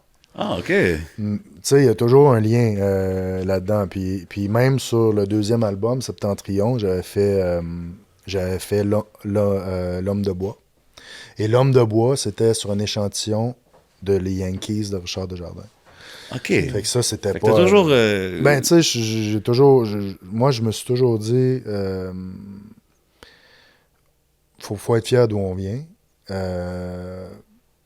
pour savoir où on va, tu sais. Bien sûr. Puis d'une autre manière, c'est le fun parce que tout à l'heure, on parlait d'industrie parallèle. Disons, il y avait le rap, underground, il y a l'industrie du Québec. Puis là, toi, tu es là, tu fais ta business. Puis à un moment donné, c'est clair que l'industrie québécoise finit par s'intéresser à ça. Ils voient, c'est Raoul Duguay, c'est un rappeur qui fait ça. Façon de dire, c'est que tu vas vers eux, tu vas vers un peu l'industrie, les gens ils commencent à découvrir, c'est quand même un mot. Ça a été ma première immersion dans l'industrie, si on veut. Ouais. Puis, bro, ça nous a fait faire des shows, j'ai fait des gigs, ça nous a fait faire un paquet d'affaires, tu sais, des gigs à la télévision, des Saint-Jean, des télévisés, des trucs corporate aussi, là, tu sais, je veux dire, parce que à l'époque, l'intergénérationnel commençait à être dans la discussion. Je me suis ramassé à faire des places où justement Raoul était conférencier. Et il nous invitait à faire le beat à Tibi parce que c'était un succès. Puis des gros cachets que j'avais jamais fait à l'époque. Là, donc, ça m'a clairement montré qu'il y avait de l'argent à faire dans le business. T'sais. Il y a une formule, il y a une façon de voir la game où tu peux t'en sortir. Exactement. Donc, c'est-tu là que tu as dit, ça a marché une fois avec Raoul, je vais ramener une autre artiste?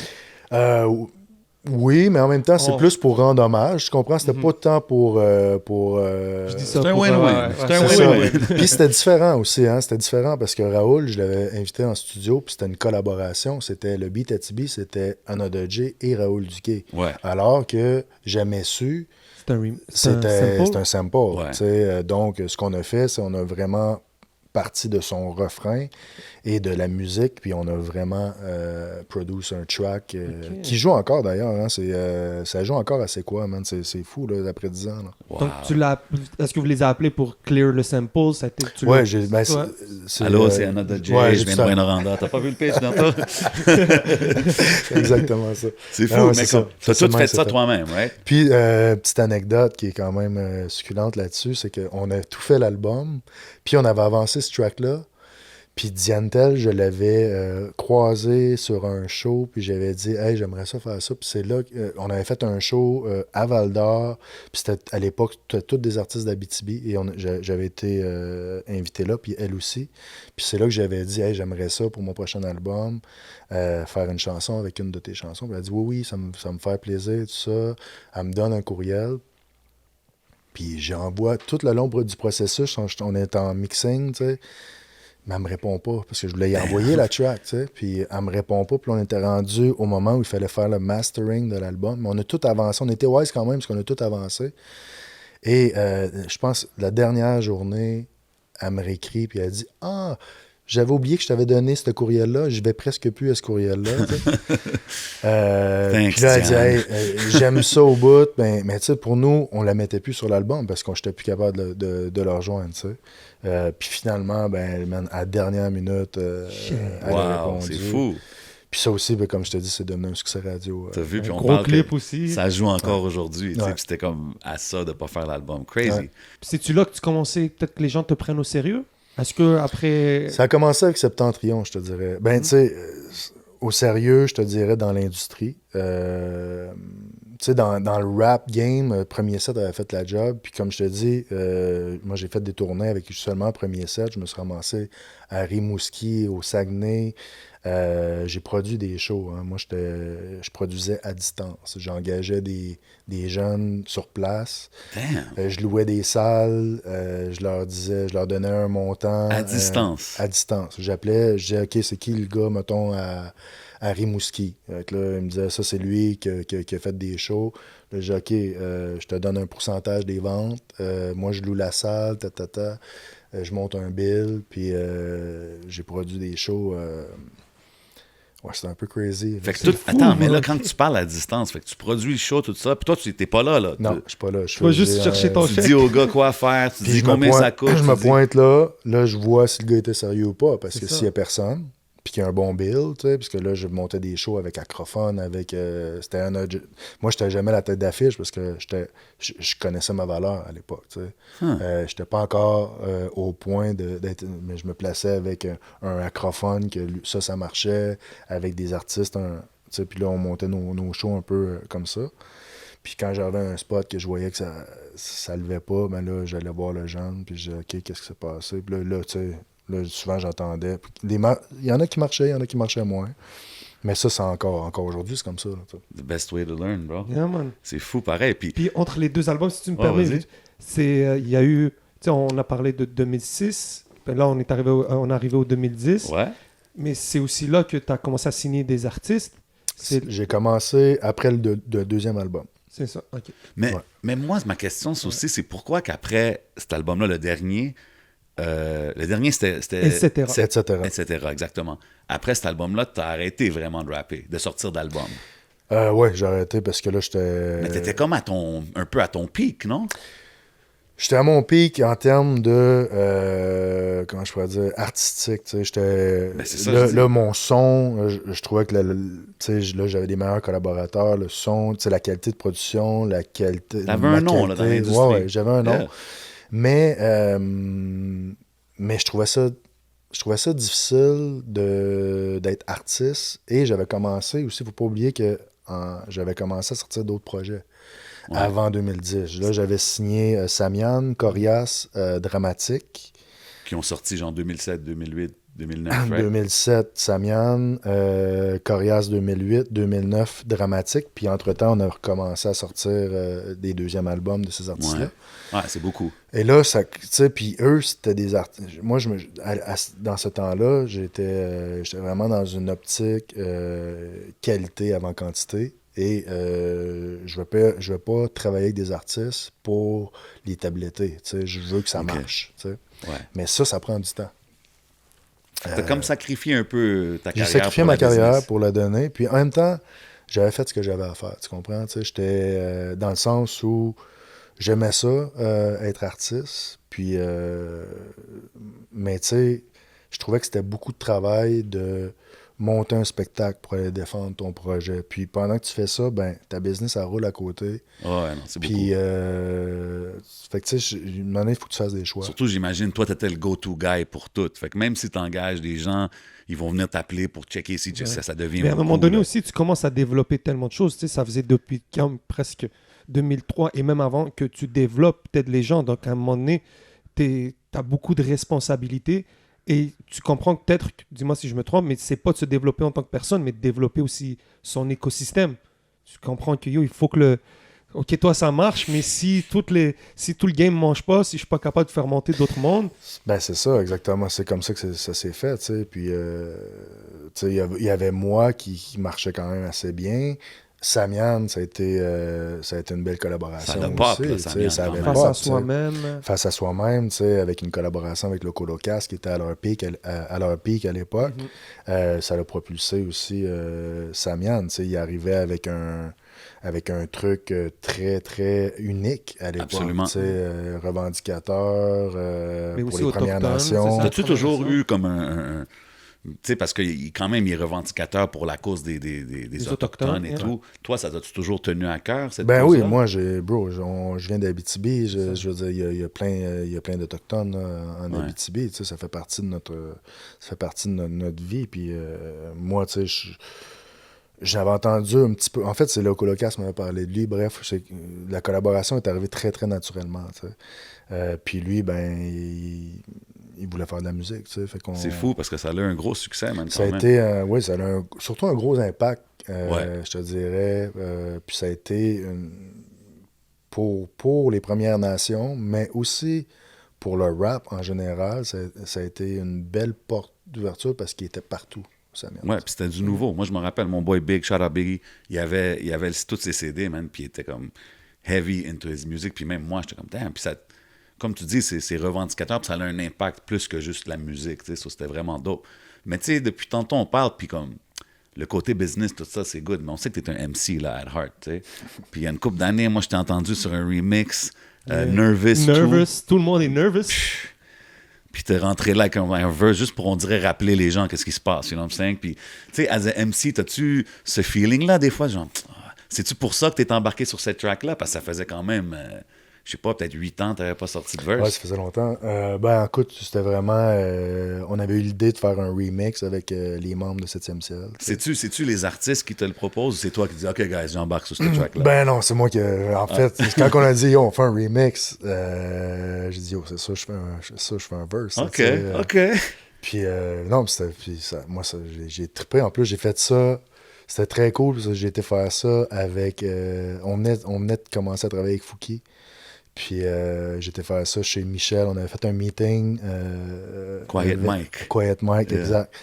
Quiet Mike, Sam, puis Fouki. Puis, tout de suite après, on a monté chez Quiet Mike. Puis on était Rec Lovers. C'était un moment le fun. C'est moi j'aimais ça faire du studio. Tu sais. Ben ouais. man, J'aimais mieux ça faire du show. Ah ouais, hein? Ouais. C'est un hymne à l'adversité. À la... Comment vous appelez ça, ce track-là? Ouais, c'était un hymne à l'adversité. Parce que moi, j'ai trouvé ça le fun parce que ça dit tous les gars sont nerveux. Ouais, les gars sont chocs. Les gars sont chocs. Ben, yo, surtout que, tu sais, on parle d'il y a 3 ans, 7e ciel, C'est ça. Tu sais, ils sont là, il y a 3 ans, ça fait un bout de temps qu'ils sont là, puis tout. Puis moi, j'ai trouvé ça dope. J'ai bien aimé le line j'écris pas de rime pour les vedettes, c'est moi qui signe leur chèque. You know what I'm saying? Ça me fait penser à I don't write rhymes, I ouais, write checks. le classique Diddy Don't line. worry if I write rhymes. I write checks, exact. Ben, je me suis inspiré de ça, évidemment. Ça doit, tu sais, on arrive vraiment au era où est-ce qu'on a des genres de rap. Tu sais, t'as-tu des label heads que you looked up to, comme exemple aux States, Ouais. des gars que, Ben tu sais, oui, exemple clairement. comme Diddy ou comme... Jay-Z. Parce que t'es un des premiers, tu sais, on parle de... Jay-Z, ça a été une grande influence. Je te dirais Jay-Z, tu sais, Dr. Dre, mais tu sais, Ouais. Dr. Dre, lui, c'est un producer. tu Ouais, sais. il est plus créatif. Moi, j'étais pas un producer, tu sais, j'étais plus MC avec Qu'un business minded. ouais. Tu sais. Yeah. Fait que Jay-Z, j'étais plus près de son truc. Là, tu sais. C'est fou, pareil. Mais Ah, il y en a plein, sinon, là, tu sais. Ouais, non, cette era-là, il y en avait plein, mais c'est dope parce que, tu sais, comme je dis, on est dans le début maintenant de où est-ce qu'on a des Steve Jolin, Carlos Munoz, Raphaël Perret. Tu sais, ils commencent à avoir des gens de mini-mogul or whatever you want to call it qui commencent à build leur business ici au Québec. So, je trouve ça vraiment nice. Puis, tu sais, on parlait de Samian. Tu as tourné partout avec lui quand même. J'ai vu que tu as fait des shows même en Chine. En fait, il y avait une tournée, c'était organisé par l'ambassade canadienne. C'était le mois de la francophonie en mars. OK. Puis, à chaque année, il envoyait des artistes. Acrophone a fait cette tournée-là aussi. OK, wow. Puis, Samian avait été choisi pour faire la tournée. Puis moi, ben, je l'avais accompagné. C'était pas Another J, c'était Samian. Puis moi, je l'avais accompagné avec DJ Org. Mais ça doit être fou pareil, comme tu as fait le Mexique, tu as fait la Chine, tu as fait tout le Québec. C'est-tu le booking qui faisait ça? C'est-tu grâce à... T'as dit que t'avais la relation de presse puis t'as trouvé du booking. C'est-tu du booking? Ben, tu vois, avec Samian, on l'avait placé en booking ailleurs. Tu sais, parce que notre structure de booking n'était pas assez développée, si on veut. Tu sais, à l'époque, j'étais encore seul là, dans le label. J'avais des contractants qui faisaient, des sous-contractants qui faisaient, bon, justement, les relations de presse, tous les différents jobs, mais je te dirais que la business en tant que telle, c'était moi qui étais l'investisseur, puis c'était moi qui faisais pas mal tout encore. Donc, Samian avait son agence de booking. OK. Mais ça, tu sais, quand ça arrive, ces affaires-là, là, c'est l'ambassade canadienne. Ils savent ce qu'ils veulent. Tu sais, Ils l'ont handpick, genre. cette année, puis tu sais, je veux dire, il y avait un message fort aussi. Ouais. Samian, Non, c'est ça tu sais. représente. Là, ça représente quelque chose, qu'est-ce qu'il tu sais. disait. Puis, fait que tu sais, je pense que c'est là que ça s'est passé. Après ça, écoute, Samian, il a fait le tour du monde. Là. Ben, c'est un beau run que vous avez eu quand même avec Samian. Je pense 3 projets. Ouais. Puis tu sais, j'imagine en étant un label head, tu t'apprends à dealer avec toutes sortes de situations. Puis je pense que ça l'a fini un peu. Il est parti peut-être pas sur les meilleurs termes à la fin. Comment ça t'aide à grow as a businessman, ces choses-là? Ben, c'est une expérience. Tu sais, je veux dire, moi, je renie aucunement le travail que j'ai fait avec Samian. Ben, vous avez fait quelque chose de spécial. Ben, absolument. Tu sais, on a travaillé 10 ans de temps ensemble. Puis, tu sais, moi, je suis fier de tout ce qu'on a fait. Tu sais. Mais on est arrivé à un moment où possiblement que ce qu'on faisait correspondait plus à ses attentes. Puis on a décidé d'aller chacun notre chemin. Tu sais. Business puis, is business. Je veux dire, on avait terminé notre contrat puis de 3 albums. Puis tu sais, c'est comme ça que ça s'est fait. Puis tu sais, ayant une business comme ça, où est-ce que tu sais, ta business dépend aussi beaucoup des gens avec qui tu travailles ou des gens que tu signes, tu sais, dépendant des situations. On a vu, il y a une couple d'années, il y avait la vague MeToo. Il y a plein d'artistes partout au Québec qui ont été affectés avec ça. Comment tu deals avec ça, toi, as a label boss, tu sais? Ben écoute, c'est arrivé vite. Tu sais, je veux dire, tu vis avec ça, tu fais de ton mieux, hein, tu sais, je veux dire, il y a des situations qui se passent, puis tu essaies de te retrouver là-dedans, puis de prendre les meilleures décisions pour toi, pour ton entreprise, pour les artistes que tu représentes. C'est pas toujours évident. Non, c'est pas toujours évident, puis tu sais, c'est pas des expériences qui sont toujours cool à faire non plus. Mais écoute, ça fait partie de la game, puis je veux dire, ça fait partie d'un n'importe quel entrepreneur qui gère une business va toujours avoir à faire face à des obstacles, tu sais, puis 100%. puis c'est ta façon de gérer et de surmonter les obstacles qui vont faire de toi un bon businessman, tu sais. Facts, big facts. Puis des fois, quand tu as une entreprise, tu l'as dit au début, tu étais tout seul à gérer tout ça. Là, on parle peut-être de certaines situations où tu n'es plus tout seul, que tu payes des salaires à des gens qui vivent de cette affaire-là. Donc, des fois, c'est pas aussi tu sais, si tu prends des décisions qui peuvent affecter des vies, disons, d'une certaine manière, c'est pas toujours facile à prendre. Ben, c'est sûr que là, tu sais, la situation a changé. Là, tu sais, on parle d'un extrême à l'autre, c'est-à-dire que tu sais, au départ, j'étais seul. Tu sais, fait que tout, tu sais, moi, je dis une line dans mon neighborhood. Je dis, tu sais, quand il y avait un problème, j'étais le seul à pouvoir blâmer. Tu sais, je me souviens plus de la twist, là. Mais c'est ça. Mais tu sais, s'il y avait un problème, comme je faisais tout, c'était de ma faute. Tu sais. Mais quand tu as une business, c'est un peu ça. Tu sais, t'es un peu responsable de ce qui se passe. Puis ça fait en sorte, comme tu dis, qu'il y a des décisions, des fois, qui sont pas cool à prendre, mais qu'il faut prendre pour le bien de l'entourage, de ton équipe, de tes artistes. Puis, mais c'est part of the game. Business is business. Yeah, fact. Tu sais, on parle des artistes avec qui tu as travaillé, que tu as signé. Corias, un géant du game en ce moment. Actually, ouais, tu sais à qui je dois parler pour peut-être le booker au podcast? I'm just saying. On peut peut-être checker ça après. Parle avec son manager. Corias, Dramatique, Manu, tu sais, des grosses pointures. On peut y game. aller vite fait. Tu sais, on parle quand même de Corias, on parle Ouais. quand même de 2007, Les Racines dans le béton, quand même un album qui Ouais. est presque, qui beaucoup voient comme un certain classique. Ouais. Comment s'est faite la connexion avec Corias? L'as-tu connu avec les Word Up? C'était quoi? Corias, c'était... ben moi, j'étais comme tout le monde. J'étais un passionné de rap. Fait que j'étais sur les hip-hop franco puis les HHQC. Corias faisait les marches à la mort de hip-hop franco. Je sais pas, vous vous souvenez de ça? Ça, c'est sur c'était les des online battles écrits. battles. Ouais. Exact. Oh, OK. Adamo, il faisait ça. Ouais, mais guys, les gens comprennent pas, mais Corias, c'est possiblement l'artiste au Québec, puis pas juste de rap, qui a eu le premier vrai buzz viral Internet avec une chanson. Et à l'époque, on parle des channels, MIRC. OK. Ces tracks, La neige au mois de mars, si seulement, c'était des tracks. Déjà, lui, il avait une forte réputation sur hip-hop franco parce qu'il gagnait beaucoup de battles. Il avait une voix très claire, très découpée, Ouais. avec un flow et multisyllabique, très technique. Très technique, puis il s'est démarqué rapidement, tu sais. Puis moi c'est exactement ça que j'aimais, tu sais, parce que même moi, j'étais très technique C'était dans mon technique aussi écriture. ton style, c'est vrai. Donc, quand j'ai entendu ça, j'ai dit, OK, yo, lui est bon. Puis, comme je dis, des fois, j'allais à la plage à Rouyn-Noranda, tu sais, puis j'entendais des gens qui jouaient du Corias sur la plage, puis il y avait 1 ou 2 tracks de sortie. Il faisait déjà des shows partout. Ça a été une vedette du rap avant même d'avoir sorti des vrais albums, tu sais. Il grindait fort. Fait que quand je dis que c'est un des premiers vrais succès virals, dans les débuts d'Internet, ça c'est quelque chose de... C'est un bon exemple.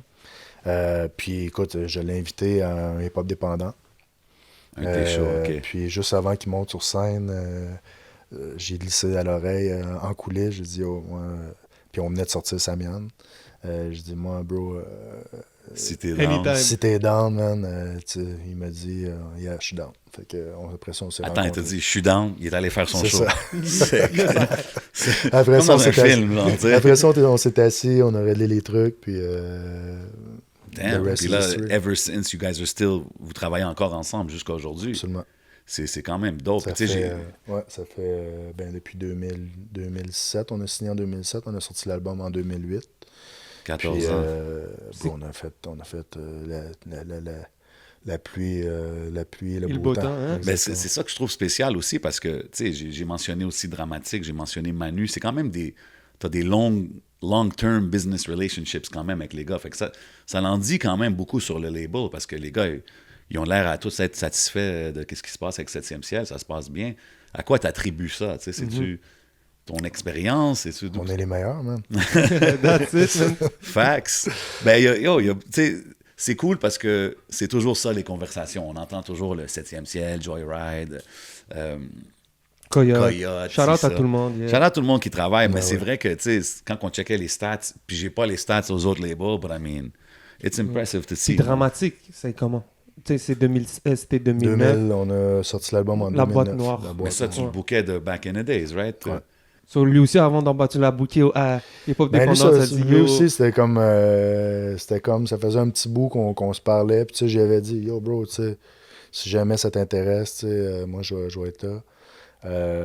Puis tu sais, ça s'est fait comme ça, on a négocié, puis on a lancé, on s'est lancé comme ça. C'était pas toujours la période, disons, l'âge d'or. Tu sais, on parle beaucoup d'une époque où les CD, la vente de CD baissait, il n'y avait pas de streaming, beaucoup de téléchargements. Mais c'était encore dur, là. C'était dur pour le rap. Tu sais, moi, je te dirais, le rap où on a commencé vraiment à mettre le pied dans l'industrie, puis être tu sais, Reconnu. reconnu dans l'industrie. Quand je parle, mettons, les diffuseurs, les festivals, c'est peut-être en 2000. Ça a 16? commencé à partir de 2010, tu sais. 2010, ok. Que là, ça commençait à avoir de l'ouverture, tu sais. OK. Puis t'as vécu à travers aussi le physical à streaming. Absolument. Ça t'a-tu aidé? C'est-tu plus facile à gérer en tant que compagnie, en tant que label?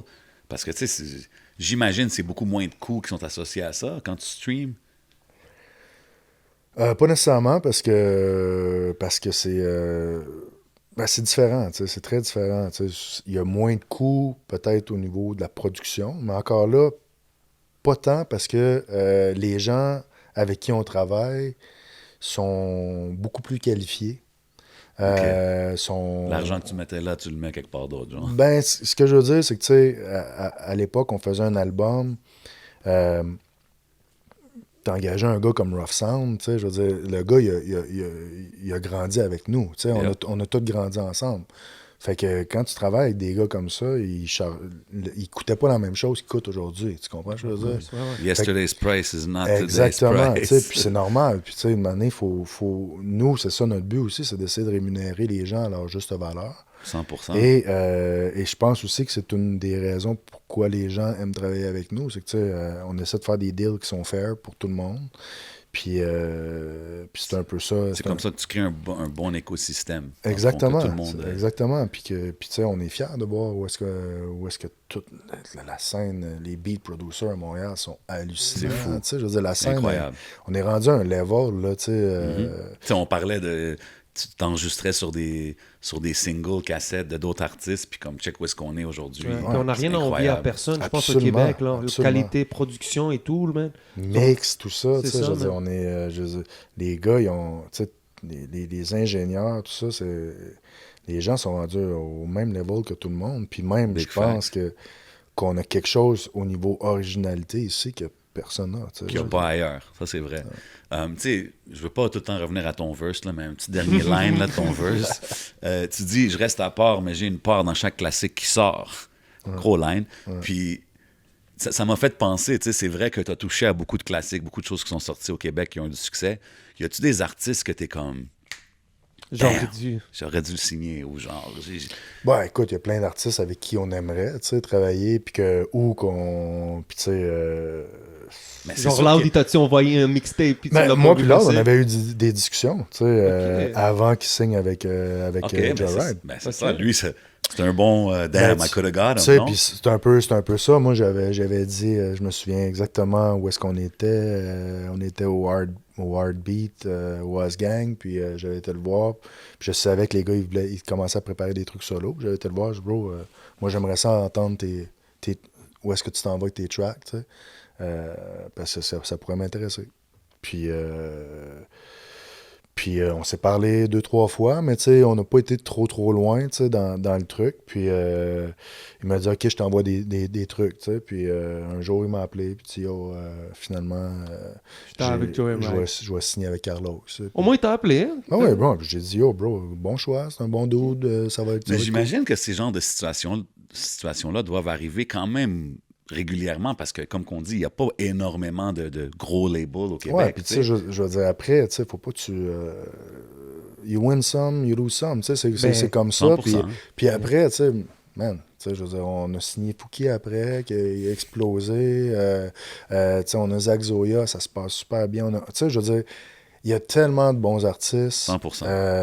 C'est la bonne attitude à avoir, mais il faut Ben pas, oui, bro. Ben oui, bro. faut pas vouloir je suis compétitionner trop. Là, comme. Non, mais Friendly C'est competition. clair Absolument, que tu les sais, gars sont puis, nervous. Ouais. Non, puis c'est correct, tu sais, on va jouer la game parce qu'on est des compétiteurs. Puis, Ben tu sais, oui, moi of et Carlos, course. on va super ensemble, là, souvent. Là, tu sais, je veux dire, Dope. on est des boys, puis Raph aussi, puis tu sais... C'est comme le sport, hein.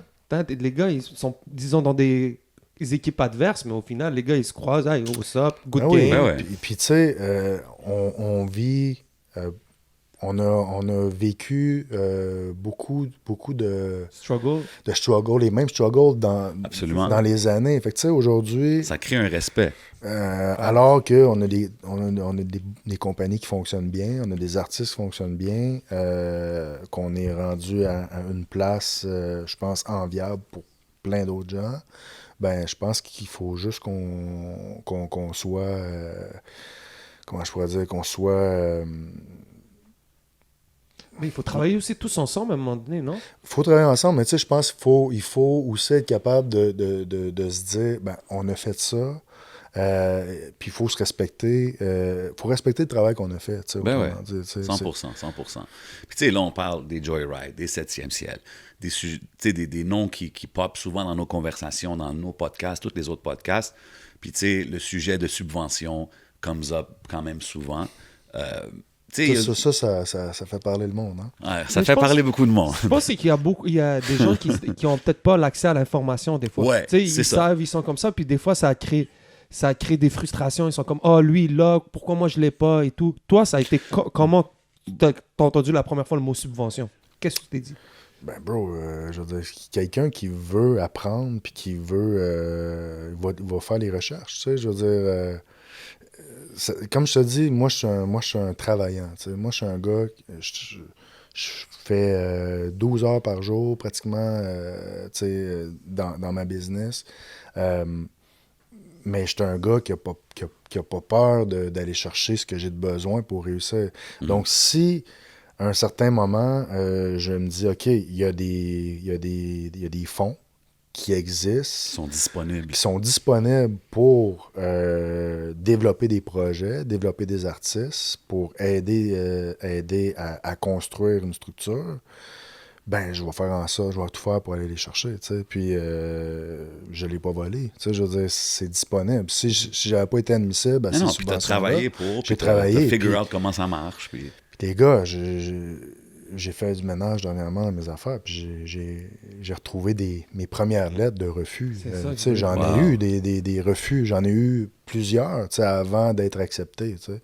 Puis ça, ben, mais si tu n'essayes pas, puis si tu te donnes pas la peine de faire les demandes, ben, tu pourras jamais y accéder. tu sais. Beaucoup de gens disent que genre, pour avoir accès à ces fonds-là, il faut, à ce point-ci dans la game, il faut que je signe avec 7e ciel ou Joyride ou les gros labels. Est-ce que ça, c'est un fait ou tu peux quand même avoir accès aux subventions? Non, il y a plein de subventions qui sont disponibles à tout le monde. Tu sais. Après, il faut que tu saches où aller les chercher. Mais oublie pas que les subventions, ça paye pas 100% des dépenses. Non, c'est 40 ou 30, 50? C'est des pourcentages. Il y en a que ça va être 50, il y en a que ça va être 60, Ouais, mais c'est un 15. bon coup de main. Là. C'est un bon coup de main, mais je veux dire, ce que je veux dire, c'est qu'il y a des risques qui sont pris. Puis souvent, c'est normal, les gens qui vont financer, il y a tellement de monde qui vont faire des demandes de subventions. Ils vont vouloir donner de l'argent, parce que n'oubliez pas que c'est des fonds publics, tu sais. Fait qu'ils vont vouloir donner de l'argent aux gens qui sont entourés, qui vont savoir quoi faire avec cet argent-là. Qui ont l'expérience. Qui ont une certaine track expérience. record. Une certaine expérience ou une équipe ou qui vont avoir le sentiment que cet argent-là va être dépensé à bon escient Ouais. et dans le bon sens. Tu comprends, tu sais? Toi, ta première demande, tu l'as faite en quelle année? Bro, j'en ai fait 2002. OK.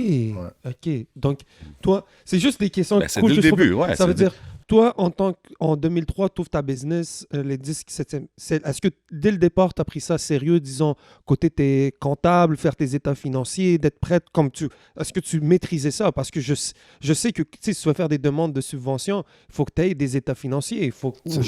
T'apprends as you go, tu sais, c'est comme ça, tu sais, puis une année, je me suis fait vérifier par le gouvernement, puis là, il fallait que je sorte mes factures des 3 dernières années. Je peux-tu dire qu'à partir de ce moment-là, T'as appris. ma comptabilité était top-notch, mon gars, parce que quand il faut que tu fouilles, puis que t'as ça dans une boîte à souliers, là, tu sais. Ouais, là, t'as vraiment plus le choix. Là, tu sais, une année, tu dis, OK, ouais.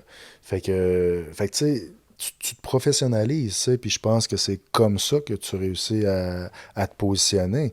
Puis quand tu dis que des artistes qui disent, ben, faut passer par eux pour avoir des subventions, moi, je pense que c'est pas les subventions qui est le plus important quand tu signes avec des gens comme nous. Preach, c'est quoi? C'est le knowledge que nous, on a, c'est les connexions que nous, on a, puis c'est la façon qu'on va pouvoir te mettre de l'avant auprès des bonnes personnes, tu sais. Bien dit. Moi, je pense que c'est ça. Parce que moi, je connais ma valeur. Puis quand je parle de moi, je te parle des gens qui sont rendus à un certain niveau. Moi, je suis convaincu que si je marche dans une pièce avec toi, il y a plus de chances que tu aies des opportunités que si tu marches seul. Absolutely. C'est comme ça. Absolutely. Puis là, avec les années dans la game, tu travailles avec Musique Action. Je pense que c'est dans le conseil d'administration. C'est quoi ton rôle exactement par rapport à ça? Je suis administrateur. Je suis un des administrateurs de Musique Action. Ça veut-tu dire que tu as un say sur les grants et les affaires comme ça? Absolument pas. Nous, on travaille sur les programmes. OK. On travaille sur les programmes. On s'assure que l'organisme il est tout roule rondement dans l'organisme. Que ce soit au niveau des finances, que ce soit au niveau des programmes, que ce soit au niveau des façons de faire. Puis toi, ils t'ont approché, genre, pour ce rôle-là? J'ai été approché pour... c'est nice. Ouais. Puis c'est comment la vue vite fait du rap? Comment qu'il voit maintenant? Toi, t'es là, tu dois sûrement défendre le rap à... Moi, tu sais, je veux dire, je suis là pour défendre la musique en général. Tu sais, quand tu fais partie d'un conseil d'administration, tu viens pas pour défendre tes intérêts personnels. Il faut que tu sois au-dessus de la mêlée. Il faut que tu aies une vision globale des besoins de l'industrie et que tu travailles dans ce sens-là. Mais big up d'être rendu là, man. C'est fou, c'est fou. Tu sais, tu as mentionné Zach Zoya tantôt, qui est un artiste sur ton label, excellent artiste. Puis tu sais, moi j'aime ça toujours champion des artistes anglophones au Québec parce que je sais que c'est un peu plus difficile. Puis beaucoup de monde disent que genre, il n'y a pas de subvention. Si tu es au Québec, tu peux pas aller chercher des subventions si tu es un artiste anglophone. Est-ce que ça c'est un fait? Est-ce que c'est vrai que c'est plus difficile? Comment t'approcherais ça, tu sais? Il y a l'équivalent des subs qui existent au Québec, qui existent pour le côté anglophone aussi. Mais, comme tu dis, à quelque part, tu sais, ça reste l'entourage. Le problème, c'est quand c'est décidé à Toronto, t'es à Montréal, exactly. Si t'as jamais fait tes preuves, c'est sûr que c'est plus difficile. Tu comprends? Mais 7e ciel, où est-ce qu'on est rendu aujourd'hui?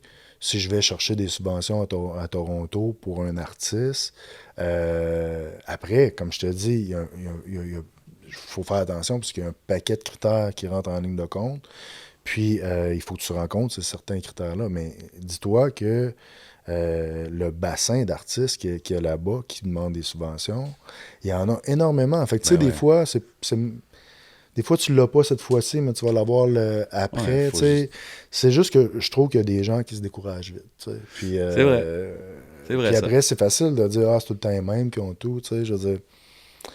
C'est vrai que c'est facile. C'est vrai que c'est facile. Mais tu sais, je t'ai ici sur la chaise, je sais que tu fais pas beaucoup d'entrevues. Il fallait que je te demande ces questions-là. C'est correct, mais tu sais, moi, je pense qu'il y en a plein d'argent. Il faut juste savoir où aller la chercher. Mais il faut aussi savoir quoi faire avec. 100%. Parce que si on te donne de l'argent et que tu ne sais pas quoi faire avec, ultimement, tu n'en auras plus. Ouais, ça vaut pas grand-chose. Je voulais vite fait... Ouais, vas-y. Il est arrivé peut-être un des transferts les plus légendaires dans l'histoire du rap keb. Ouais. On a eu Soulja qui est passé de Explicit à Disque 7e ciel. Est-ce que tu peux raconter aux gens comment l'histoire s'est faite? Gros chess move. Bro, ça s'est fait encore là très naturellement. Moi, j'ai beaucoup de respect pour les gens qui font le même métier que moi. Puis c'est pour ça que sais, j'essaie toujours je suis très généreux de mon knowledge par rapport à... C'est important, man. Par rapport à même mes compétiteurs, tu sais. Mais moi, tu sais, ce que j'ai dit, ce que je veux dire, c'est que j'ai jamais fait de maraudage. J'ai jamais été chercher Soulja chez Explicit.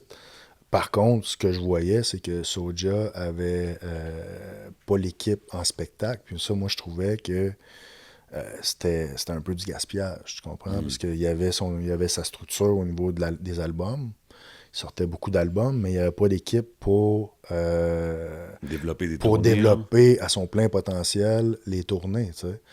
Puis moi, c'est un artiste que je respectais beaucoup puis que j'aimais beaucoup, tu sais. Puis pour ce qui est, tu sais, je veux dire, c'est un gars super attachant, c'est un gars qui est vrai, c'est un gars de famille, tu sais, moi, je me retrouve beaucoup dans lui, même si on n'a pas le même background, mais pas du tout. Shout out Soulja, Tu sais, puis, fait que tu sais, une année, j'ai juste offert de l'aider au niveau du spectacle, tu sais, puis c'est comme ça que ça s'est fait. Donc, il a sorti l'album Survivant avec Explicit. Et moi, j'ai produit toute la tournée. OK. Puis là, il a commencé à goûter c'était quoi avoir une équipe. Puis il a pris goût. Puis je pense que Pat, lui, chez Explicit, il commençait déjà à vouloir laisser la place. Tu sais. Fait que c'est arrivé bien naturellement. Pour l'album après, Soulja a dit « Yo, t'es-tu down de sortir mon album? » Je dis « Ben oui, bro. » Ça, c'était pour Backstage, right? Exact. Puis quand même, c'est une grosse sortie, là, Backstage. Je pense que la première semaine, c'était des grosses ventes. Ben oui, bro. T'as pas fait. Ben ouais, bro. T'as fait. Oh!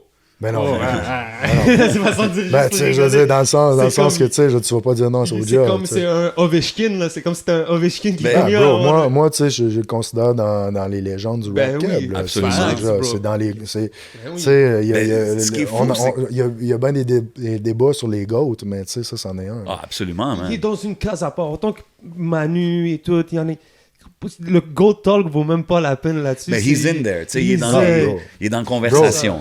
Bro, on va parler de Soulja dans 50 ans. C'est ça. Ben, ce que je trouve vraiment dope de son cheminement, c'est aussi, tu as vu où est-ce qu'il est rendu dans sa carrière, ça fait longtemps qu'il est là, je pense 10e album, plein de disque projets. d'or. Puis ça monte. Tu comprends ce que je veux dire? Comme on dirait que Ben, c'est parce que son ascension continue. C'est une ascension parce que, je veux dire, c'est un gars qui se réinvente.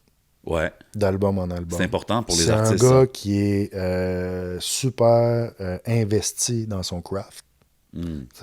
Dans ce qu'il fait, dans sa business. Puis ça, c'est tout à son honneur.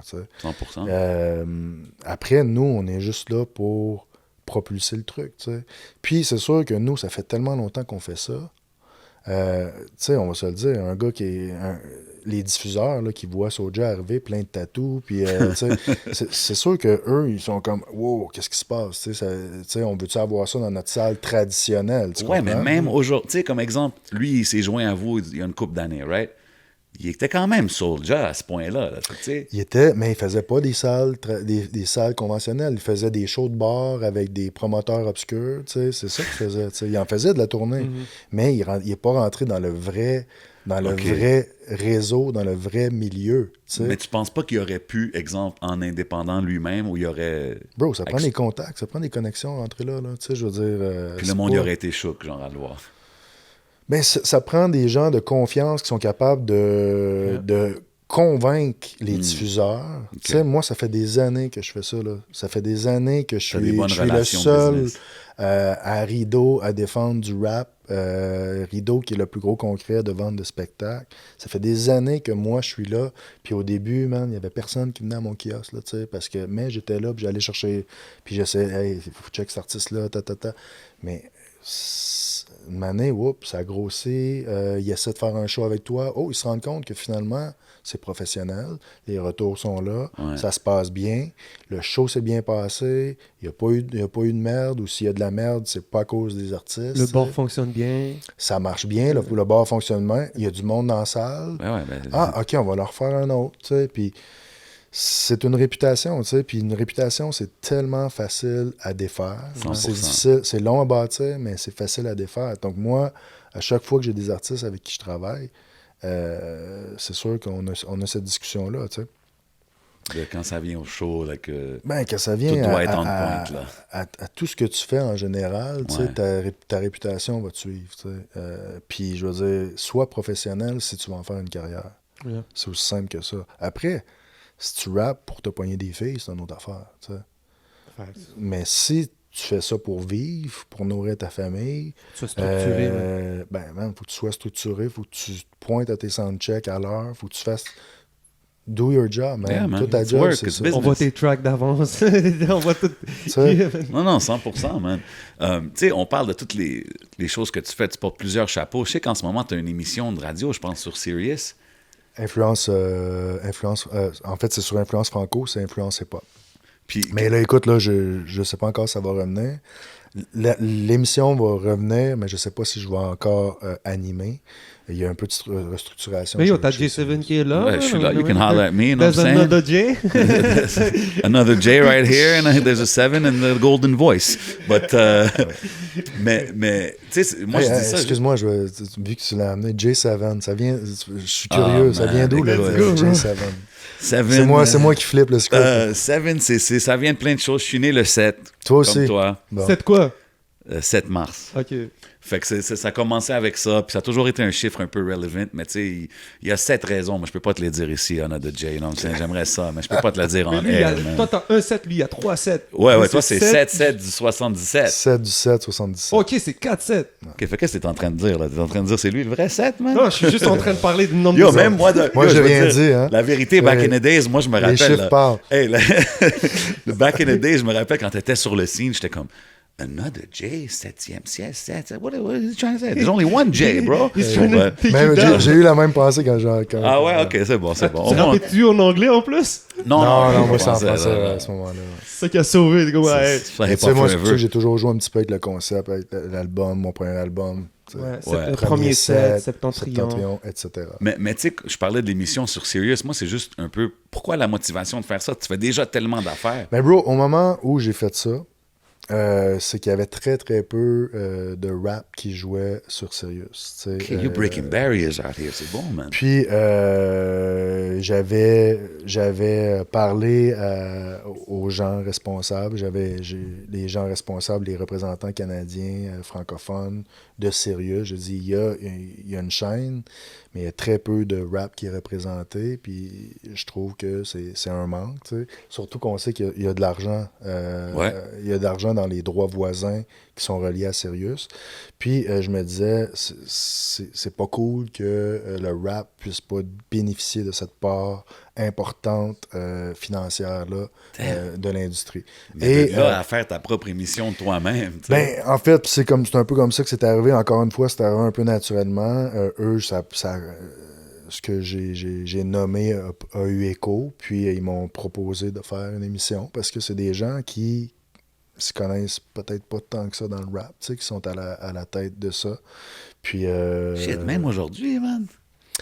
Ben, tu sais, je veux dire... On est-tu encore dans le era? Tu sais, moi, je me rappelle, back in the day, c'était souvent comme, yo, c'est les baby boomers qui run les labels, tout ça, Non, ils non, comprennent je pas. pense que maintenant, Tu sais, les gens, là, les gens qui sont à la tête des radios actuellement, en tout cas de Sirius, c'est des gens qui sont des passionnés de musique. Là, je pense actuellement, c'est super cool. Puis les gens sont... Mais tu sais, ce que eux vont programmer, c'est, tu sais, je veux dire, c'est des gens qui sont très occupés, qui sont très puis- sollicités, puis qui n'ont pas le temps de dig puis d'aller faire jouer un C'est track ça. de peut-être MB ou... Exactly, non, ou, parce que tu c'est sais, quand même niche, là, comme le rap québécois. c'est tu sais, ça, tu sais, je veux dire, moi j'ai fait jouer des tracks qu'il n'aurait jamais joué là-bas, là, tu sais, si c'était pas de moi, tu sais. C'est fou, pareil, c'est dope. C'est dope de mettre le stamp là-dessus. Tu sais, puis on parlait des stats de 7e ciel, puis tout cette année, vous avez gagné aussi le Félix pour meilleur label, je pense. C'est producteur de l'album de l'année. Producteur d'album de l'année. Ouais. Label, tu penses, t'es-tu en 2019? On a eu les deux en 2018, on a eu... non, 2019, exact. On a eu label de l'année et producteur de l'année aussi. Man. Nous, on a eu podcast de l'année, journal du Oh, you know what I'm saying? Just throwing it out there. Just throwing it out there. Merci. Mais c'est... Moi, vraiment, comme quand j'entends l'histoire, j'entends de où tu as commencé, puis toutes ces choses-là qui arrivent, c'est fou, tu sais. Puis aujourd'hui, exemple, toi, tu arrives à la disque, tout le monde te connaît, tout le monde sait t'es qui, ça fait longtemps que tu es là, tu as un label, Je veux dire, c'est quand même tout un accomplissement, man. Puis I don't know, Ben man. ouais, It's just something to mention. Je trouve que c'est vraiment dope, man. Tout à l'heure, on merci. parlait... on parle d'un autre prix que j'ai vu, que tu as reçu en 2013. Prix ambassadeur, Grand Prix du tourisme québécois. Hein? T'as fait quoi pour gagner le prix du Grand Prix du tourisme québécois? Ben, j'ai fait tout ce qu'on parle depuis tantôt. Là. Yeah, Je veux dire, c'est une reconnaissance que j'ai reçue de l'Abitibi.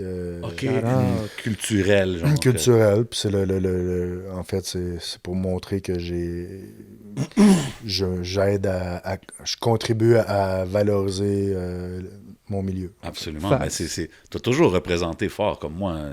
C'est quand je pense Rouen-Noranda, je pense 7e siège, je pense Another J, je pense... Zach Zoya. Zach Zoya Et il y a maintenant. aussi Félix. Big shout out à Ben Félix. oui, Félix Bédéfossé. Yeah. Oui, c'est absolument. Gros gars, ça. Gros gars. Hein. Yeah. 100%, man.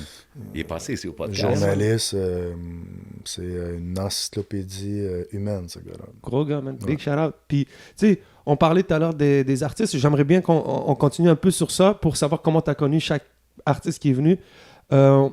On a Manu, tu sais, en 2012, on peut pas passer à côté.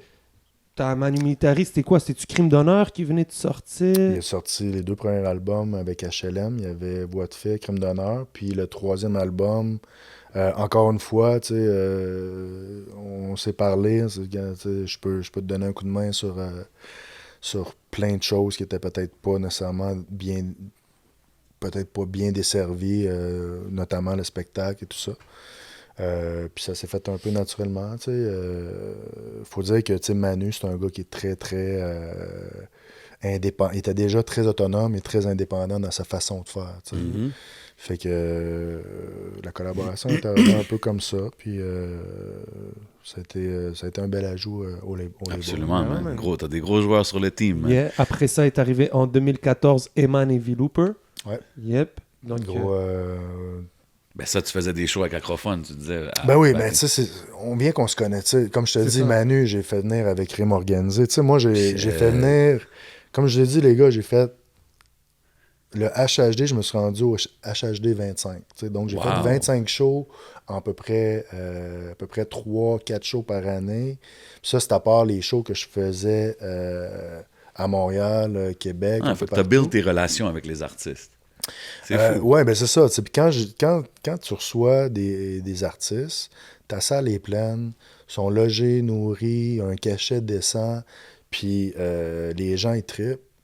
Ben man, tu sais, je veux dire, Tu leur proposes quelque chose après, ça va... Exactement. Ils savent bien que, ouvert tu sais, la porte, là. ils savent que t'es sérieux, tu sais. Ouais. C'est juste ça. Fait que, tu sais, c'est comme ça que j'ai build mes relations avec les artistes, puis c'est comme ça que j'ai build avec aussi les professionnels avec qui je travaille, ça. C'est dope, c'est dope. Moi, je vais te nommer des artistes sur le label, puis juste dis-moi, exemple, une phrase ou un mot qui te vient en tête quand je les mentionne. Si je te dis JJ. Oh man, c'est le futur. OK. Si je te dis Corias. Corias, c'est... Tu veux un mot ou... Un mot, une phrase, une couple de Ok, mots. L'artiste introspectif, incisif, dans lequel les gens se retrouvent. Wow. OK. Fouki. Fouki, man, ça c'est la liberté. Bonne description. Zach Zoya. Talent, moi je dirais le talent pur. Yeah, facts. Brown. La famille, man. Good answer. Manu Militari.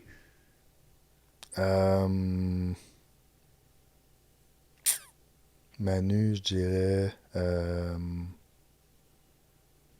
le gars qui sait où il s'en va. Un dernier, Soulja. Soulja, man, c'est la légende. Nice one. Yeah, OK. man. OK. I like that, man. Brown Family. J'ai beaucoup appris à aimer aller découvrir. C'est une famille, juste pour peut-être présenter aux gens qui ne les connaissent pas, je trouve que c'est un nom qu'on... Yo, Jam, Snail Kid. Avec et leur père. Leur père, ouais. C'est ça. Je connais pas le nom Robin. du père. Robin. Robin, yeah. C'est cool, ça doit être quand même cool de travailler ce projet-là, que c'est une Ben famille. oui, bro, tu puis sais. ça avait bien, tu sais, le premier album qu'on a sorti, ça avait un super bel écho, tu sais, ça a été, mais c'est tellement unique, tu sais, comme univers, tu sais, un mélange de rap avec reggae, soul, Ouais, funk. Man, ça donne vraiment, puis il faut les voir en show. Tu sais, quand tu les vois en show, Ok, c'est un show, il y a c'est un quelque acte chose, il y a de- quelque chose, là, tu sais, parce que tu as les deux frères avec le papa. Tu sais, C'est c'est spécial. une communion familiale qui se passe direct devant tes yeux. Tu sais, c'est beau à voir. Là. Ah, really dope, man. J'ai une question un peu... peut-être qu'elle va être difficile à répondre parce que c'est le Québec qui nous écoute. OK. On parle beaucoup de l'importance des régions. Mhm. On parle de Rouyn-Noranda qui est une ville de hip-hop. Ça serait quoi tes top villes du Québec qui sont hors Montréal qui sont hip-hop? Ben, définitivement Rouen. Je te dirais Québec, clairement. Trois-Rivières.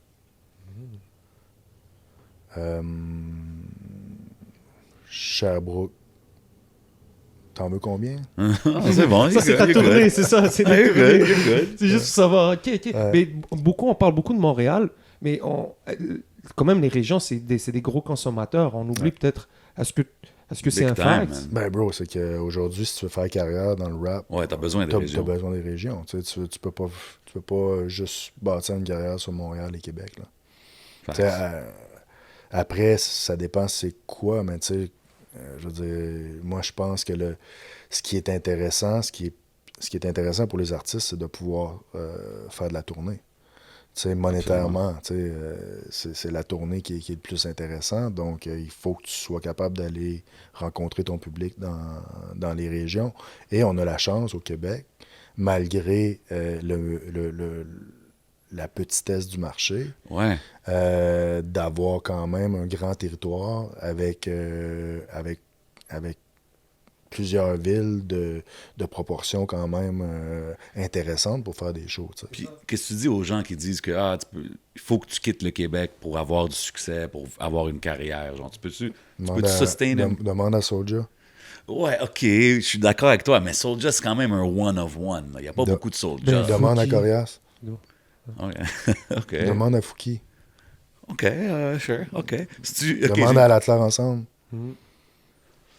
Tu sais, je veux dire, ces gars-là, ils gagnent bien leur vie, là. Puis est-ce que toi, ta perception du marché français, disons, on parle beaucoup de la France, est-ce que ta perception à travers les années a changé? En disant peut-être qu'au début, on est comme, oh, on a besoin de la France et tout. Moi, je pense qu'on a besoin de la France, mais la France, moi, comment je le vois, c'est que je le vois comme un terrain de jeu additionnel. Tu sais, c'est-à-dire que moi, je suis allé en France plusieurs années, plusieurs fois pour faire du développement. T'avais un team aussi, je pense, là-bas. Comme un... Ben, moi, j'ai mon représentant label là-bas. Tu sais, je veux dire, j'ai un. Comment je pourrais dire? J'ai mon rep de distribution qui est à Paris, qui fait du placement de playlists pour nous là-bas. Puis, tu sais, je travaille avec des attachés de presse, je travaille avec des bookers. Je connais beaucoup de gens dans l'industrie là-bas parce que je suis allé maintes et maintes fois. Par contre, une chose que je sais et que j'ai compris au fil des années, c'est que tu peux faire beaucoup de travail de développement là-bas, mais tu peux jamais savoir quand est-ce que ça va vraiment marcher parce que, je donne un exemple, tu sais, un exemple qui nous est arrivé, nous, avec À la Claire ensemble, c'est arrivé un peu la même chose avec Loud. À la Claire ensemble, on a fait 3 tournées super intéressantes. On a fait une tournée des plus gros festivals en France, là, les Eurokéennes, Dour, le Francophonie de La Rochelle. On a fait... Puis c'est quoi la réception là-bas du crowd français? Les gens ont trippé, mais tu sais, je sais pas si tu as déjà vu un show d'À la Claire ensemble. Non. Ben, le jour que tu vas voir un show d'À la Claire ensemble... Je connais personne 7e ciel. J'essaie d'avoir le plug. Tu vas comprendre pourquoi ça marche. Tu sais. Puis c'est exactement pour ça que les Européens se sont intéressés au groupe. Et ça fait en sorte qu'on a été capable de faire 3 super belles tournées avant pandémie. Mais comment c'est arrivé, c'est qu'il y a eu un élément déclencheur, une chanson qui était ça que c'était, qui a été repris par des blogs français, qui est devenu viral là-bas. Puis du jour au lendemain, alors que moi, ça fait des années que je vais là pour développer puis essayer d'avoir des ententes de booking avec des gens. Là, tous les bookers veulent t'avoir, puis veulent avoir ton artiste. Puis c'est un peu la même chose qui s'est passé avec Loud. Il a sorti 56K, puis ça a parlé au français. Puis les gens se l'arrachaient. Puis, c'est fou. Fait que ce que je veux dire, c'est que tu peux faire plein de choses pour développer un buzz, mais tu peux pas te battre contre le buzz quand le buzz arrive à toi. Quand ça arrive organique, ça se fait tout seul. 100%, man.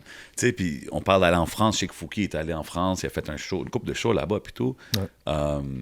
T'es allé avec lui, puis j'ai entendu une histoire que t'as découvert Fouki à travers ton fils. Ouais, ben en fait, je l'ai pas découvert à travers mon fils. J'avais déjà, évidemment, je suis un peu au fait de ce qui se passe OK, fait que tu restes quand même, tu restes connecté à ce qui se passe. Je reste connecté à ce qui se passe, puis j'essaie de voir, puis j'ai une émission de radio, fait que j'essaie de rester au courant de ce qui se passe. Mais j'avais jamais rentré dans son projet autant que mon fils le fait. OK. Puis, j'avais vu les choses passer, moi aussi, mais j'étais pas rentré dès le truc.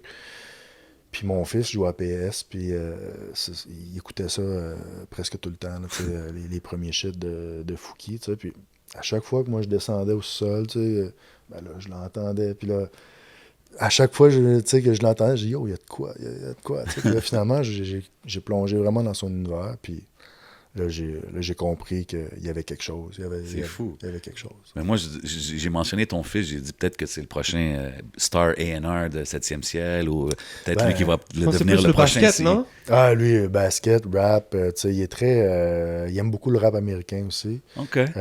Mais il est très... non, il est très dans culture. C'est dope. Big shout-out à lui, man. On parlait de France. J'ai vu aussi que tu es allé à Los Angeles il n'y a pas longtemps. Tu étais avec Zach Zoya. Il y avait aussi Cardinal Official. Ouais, ben Zach, il nous avait parlé que Cardinal, il a comme un peu aidé. Je ne sais pas s'il prend sous son aile, mais il met un effort pour aider Zach dans ce qu'il fait. En fait, ce qu'on a fait, c'est qu'on a fait un deal 7e ciel et Universal. OK, c'est-tu 7e ciel pour Québec, Universal pour le reste du Canada? Ou? Ben, Zach est signé avec 7e ciel. OK. Mais moi, le marché que je connais est surtout francophone, donc Québec, France. Et clairement qu'on ne vise pas que le Québec et la France. Évidemment. Avec Zach Zoya. Donc, moi, j'ai fait un joint venture j'ai fait un partenariat avec Universal pour qu'on puisse développer plus les États-Unis et l'anglophone. C'est vraiment intéressant, man. Parce que Cardinal, c'est quand même une légende du rap canadien, si tu veux. Il a quand même eu des gros hits, même aux States. Puis je sais qu'en ce moment, il est même actif, là, il est connecté avec Dave Chappelle, tous ces cercles-là. Puis il bouge beaucoup. Cardinal, c'est une légende. Je veux dire, c'est un gars qui est très respecté partout. J'imagine, toi aussi, tu l'as connu as a rapper back in the days. Moi, j'allais travailler les étés sur la construction avec mon père à Toronto. Puis c'était son shit là, que je venais d'acheter parce que ça venait de sortir, le Firestarter. Ouais, exact. Ouais, shit, mais c'est dope. Puis de le voir travailler aujourd'hui avec Zach. Puis tu sais, comme tu as mentionné Zach tantôt, pur talent. Pour moi, c'est le total package, ce gars-là. Même quand il est venu s'asseoir avec nous, j'étais comme... Damn, like, même pour l'entrevue, même pour tout, il sait comment. On dirait que je peux le prendre puis le mettre dans l'industrie n'importe où au monde, puis he's gonna fit in. C'est un jeune très, très focus. C'est un jeune qui a des objectifs, qui sait où il veut aller. Après, c'est là, on se bat contre le monde. T'sais. Ça doit être un challenge différent. Le challenge est complètement différent. On a parlé de LA, tout ça. Pour un gars comme toi qui a toujours travaillé au Québec, comme tu as dit, quand tu vas à LA avec lui puis tu vois l'industrie là-bas, t'es-tu comme... C'est-tu un motivant pour toi ou c'est comme, damn, faut que je recommence? Moi, je suis revenu. Ben oui, non, écoute, c'est ça. Tu sais, moi, là, j'ai compris. Puis, c'était la première fois que j'allais faire une vraie opération de développement avec Zach. Puis d'ailleurs, on était avec Cardi, mais on était avec Ivan, un autre gars de Universal. Okay. Tu sais, puis, tu sais, Cardi est arrivé. Il y avait d'autres trucs qui étaient arrivés. Il n'a pas été là tout le long. Mais Ivan, il était là tout le long. Puis Ivan aussi connaît plein de gens là-bas. Puis, t'arrives là-bas, puis tu te dis, OK, notre marché, comment ça marche? Ce que j'ai compris aux États-Unis, c'est que c'est une grosse industrie, mais avec des micro-industries dans chaque ville. Mm. Tu comprends? Donc, ici, exemple, Montréal, il y a l'industrie qu'on connaît. Mm-hmm. Mais nous, c'est comme le Québec. Donc, l'industrie canadienne, c'est Toronto, c'est Montréal. Tu sais, t'as la scène à Toronto, t'as la scène à Montréal, t'as la scène à Vancouver, tu sais. Oui, mais c'est ça. Puis après, c'est des petites affaires. Mais c'est tellement gros, les États-Unis, que t'as la scène à Los Angeles, t'as la scène à Miami, t'as la scène à Houston, t'as la scène à Atlanta, t'as la scène à New York. Oui, mais c'est ça rend pas ça difficile à comme Absolument. savoir où commencer. Ah oui, c'est sûr. Mais tu sais, c'est pour ça qu'il faut que tu te fixes des objectifs. Puis écoute, après, il faut rentrer en contact avec les bonnes personnes. Puis après, quand tu as rencontré ces bonnes personnes-là, ben, c'est d'établir des liens et d'essayer de maintenir ces relations-là. Tu sais, nous, on a passé l'opération qu'on a fait. Zach, il a bien chaîne. Tu sais, il a fait bien ses choses. On a été devant des grosses personnes à écouter de la bonne musique. Okay. Puis quand j'ai des grosses personnes, là, je parle de, tu sais, des noms qu'on connaît tous, genre. Bro, des gens, tu sais, je t'ai entendu parler l'autre fois dans ton podcast de Carl Sherry, puis, oui, tu sais, oui. c'est des gens de la trempe de ces gens-là qu'on a rencontrés là-bas, là, tu sais. Nice. Fait que c'est quand même prometteur. Moi, je trouve d'ailleurs, pour répondre à ta question, Carl Sherry, c'était HD, Haitian diplomate. Il était sur l'album Réflexion. C'est un gars d'ici, right? Il a habité ici. Je savais. Quel podcast qu'on passe ici? Ça c'était avec Kevin Amougou. Il était avec... Il a mentionné le gars de Spotify, Carl Sherry. J'ai dit, oh, c'est un gars de Montréal. Exact. Il a habité ici. Il habitait à New York aussi. Mais il parle français. Puis il était sur l'album Réflexion avec OL1KU, BU de Knowledges, puis Lil Keb. C'est quoi son nom de rapper? HD. HD. Ça me dit de quoi, man, HD? Wow! That's crazy de voir son parcours, lui bro, aussi, c'est légendaire. J'ai l'album chez nous, je l'ai saigné, cet album-là. Yeah. Incroyable! Il y a un musée, on peut faire un musée avec ce que... Bro, man, vous avez pas idée, là, comme moi, j'étais un rap lover depuis longtemps, les Montréalités, j'ai suivi la scène depuis longtemps. C'est dope à voir, man. T'as ramené des artistes à Rouyn-Noranda, ramène le podcast à Rouyn-Noranda, bro, on va faire de quoi? On va faire un spécial à Rouyn-Noranda. Hip-hop dépendant. On devrait faire ça pendant le FME ou un truc comme ça. Bro. That would be cool, man. That's it. Yo, ça serait dope. Non, mais c'est fou l'affaire de Carl Sherry. Mais check nos podcasts, merci, bro. C'est le fun. Respect, man, c'est for real.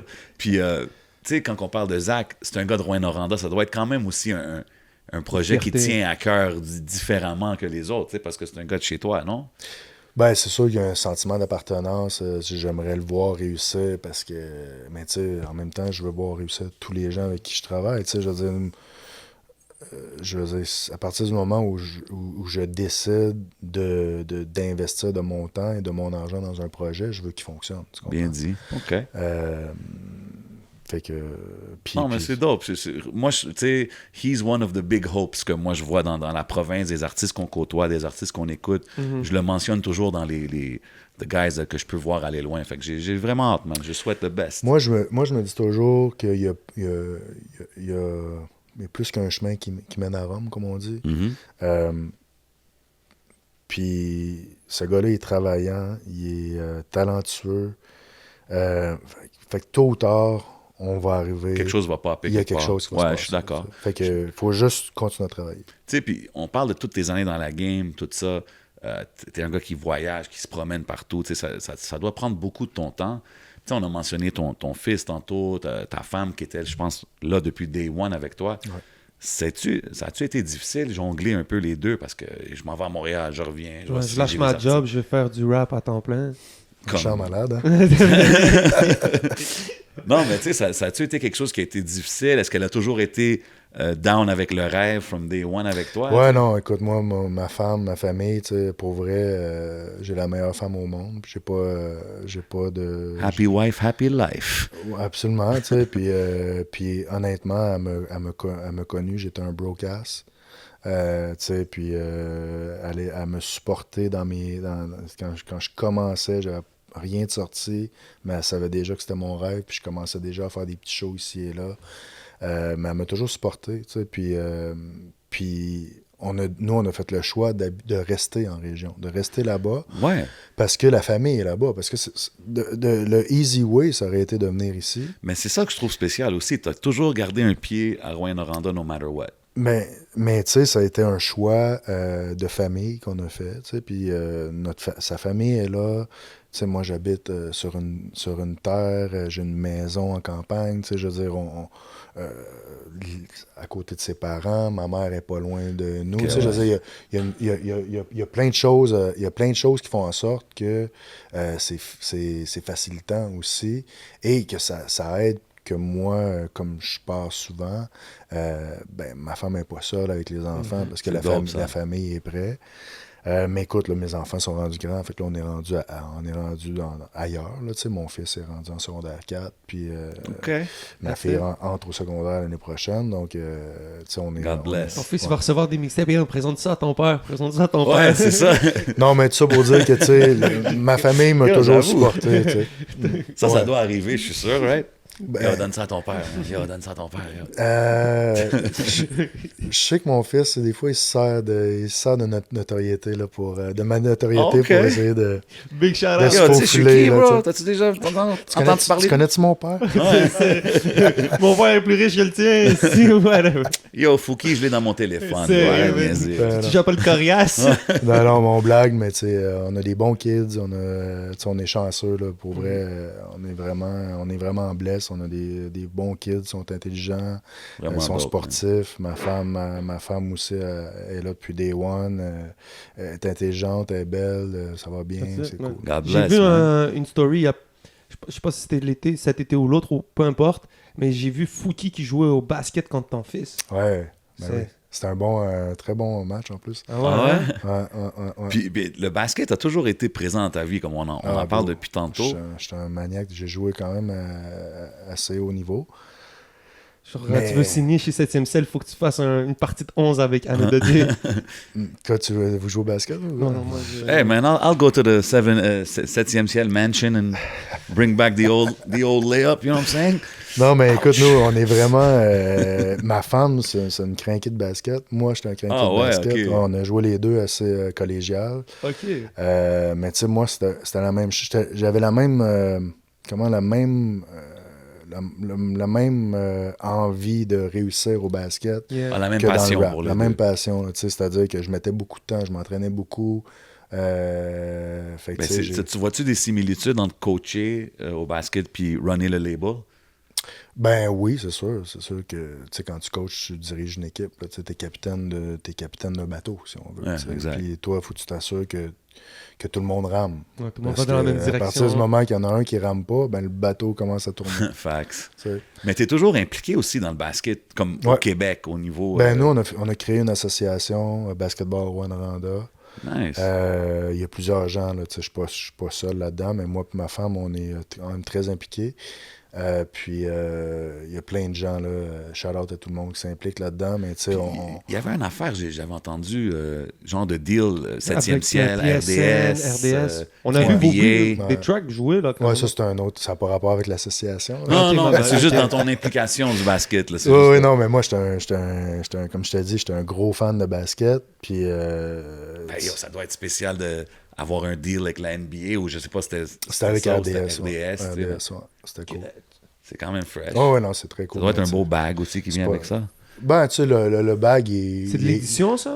Ouais, c'est de l'édition, mais tu sais, c'est pas le bag qui est le plus intéressant. Non, toi, t'es un fan, là, c'est Parce ça. c'est que, cool, bro, là. tu sais, je veux dire, quand est-ce que tu vas avoir la chance de mettre des images de la NBA, des plus grands joueurs au monde sur ta musique?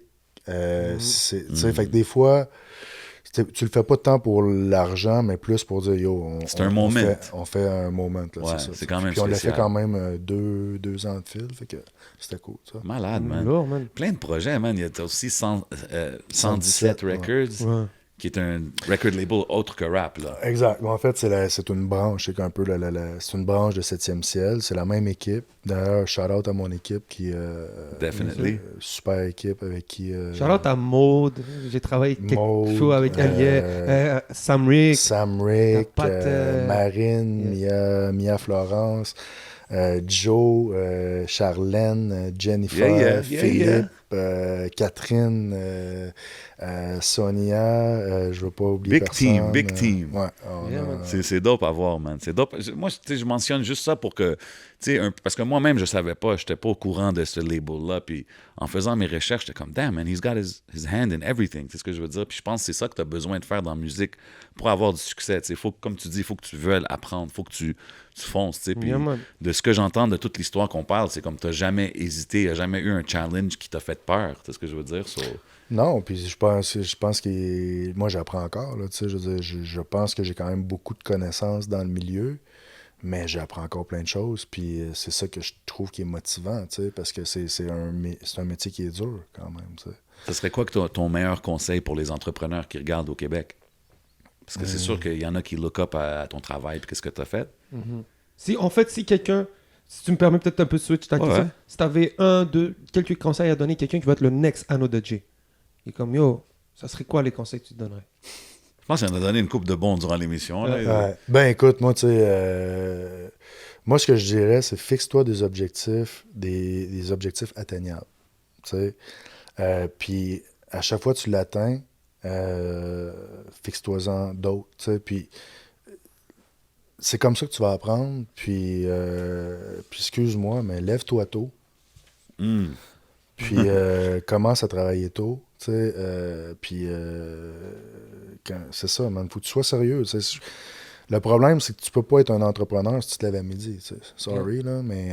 il y a beaucoup d'argent qui s'est fait entre 7h AM à Bro, midi. man, c'est là qu'elle se fait, l'argent. Là. Ouais. Bodo, il dit souvent, big shout-out à Bodo qui est dans la place, il dit, si tu mets pas ton 40 heures, si tu mets pas le temps dans ta business, cherche pas d'excuses.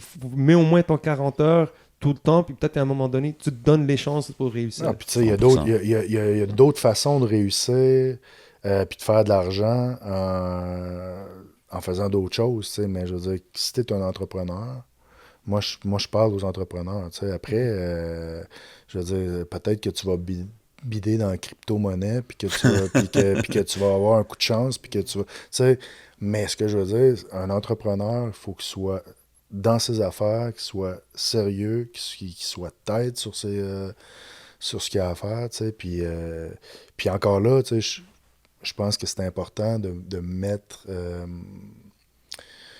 en valeur puis toutes les équipes qui travaillent, parce que, tu sais, un entrepreneur, c'est un leader, tu sais, autrement dit, comme on dit, c'est un capitaine de bateau, mais un capitaine seul, ça Il faut que tu saches déléguer. Exactement. 100%, man. Yeah, on arrive, 2 heures. Ouais, je pense qu'on va passer au Patreon bientôt, man. Yo, vraiment, merci beaucoup, man, d'être passé, bro. C'est quand même des conversations enrichissantes qu'on a, puis ton knowledge, c'est important, man. It's important to spread it in the game. C'est vraiment dope que tu es passé avec nous pour la 100e épisode du podcast, qui est dans le Big shout-out à tout le monde qui nous regarde en ce moment. Shout-out à toute l'équipe 7e ciel. Yes.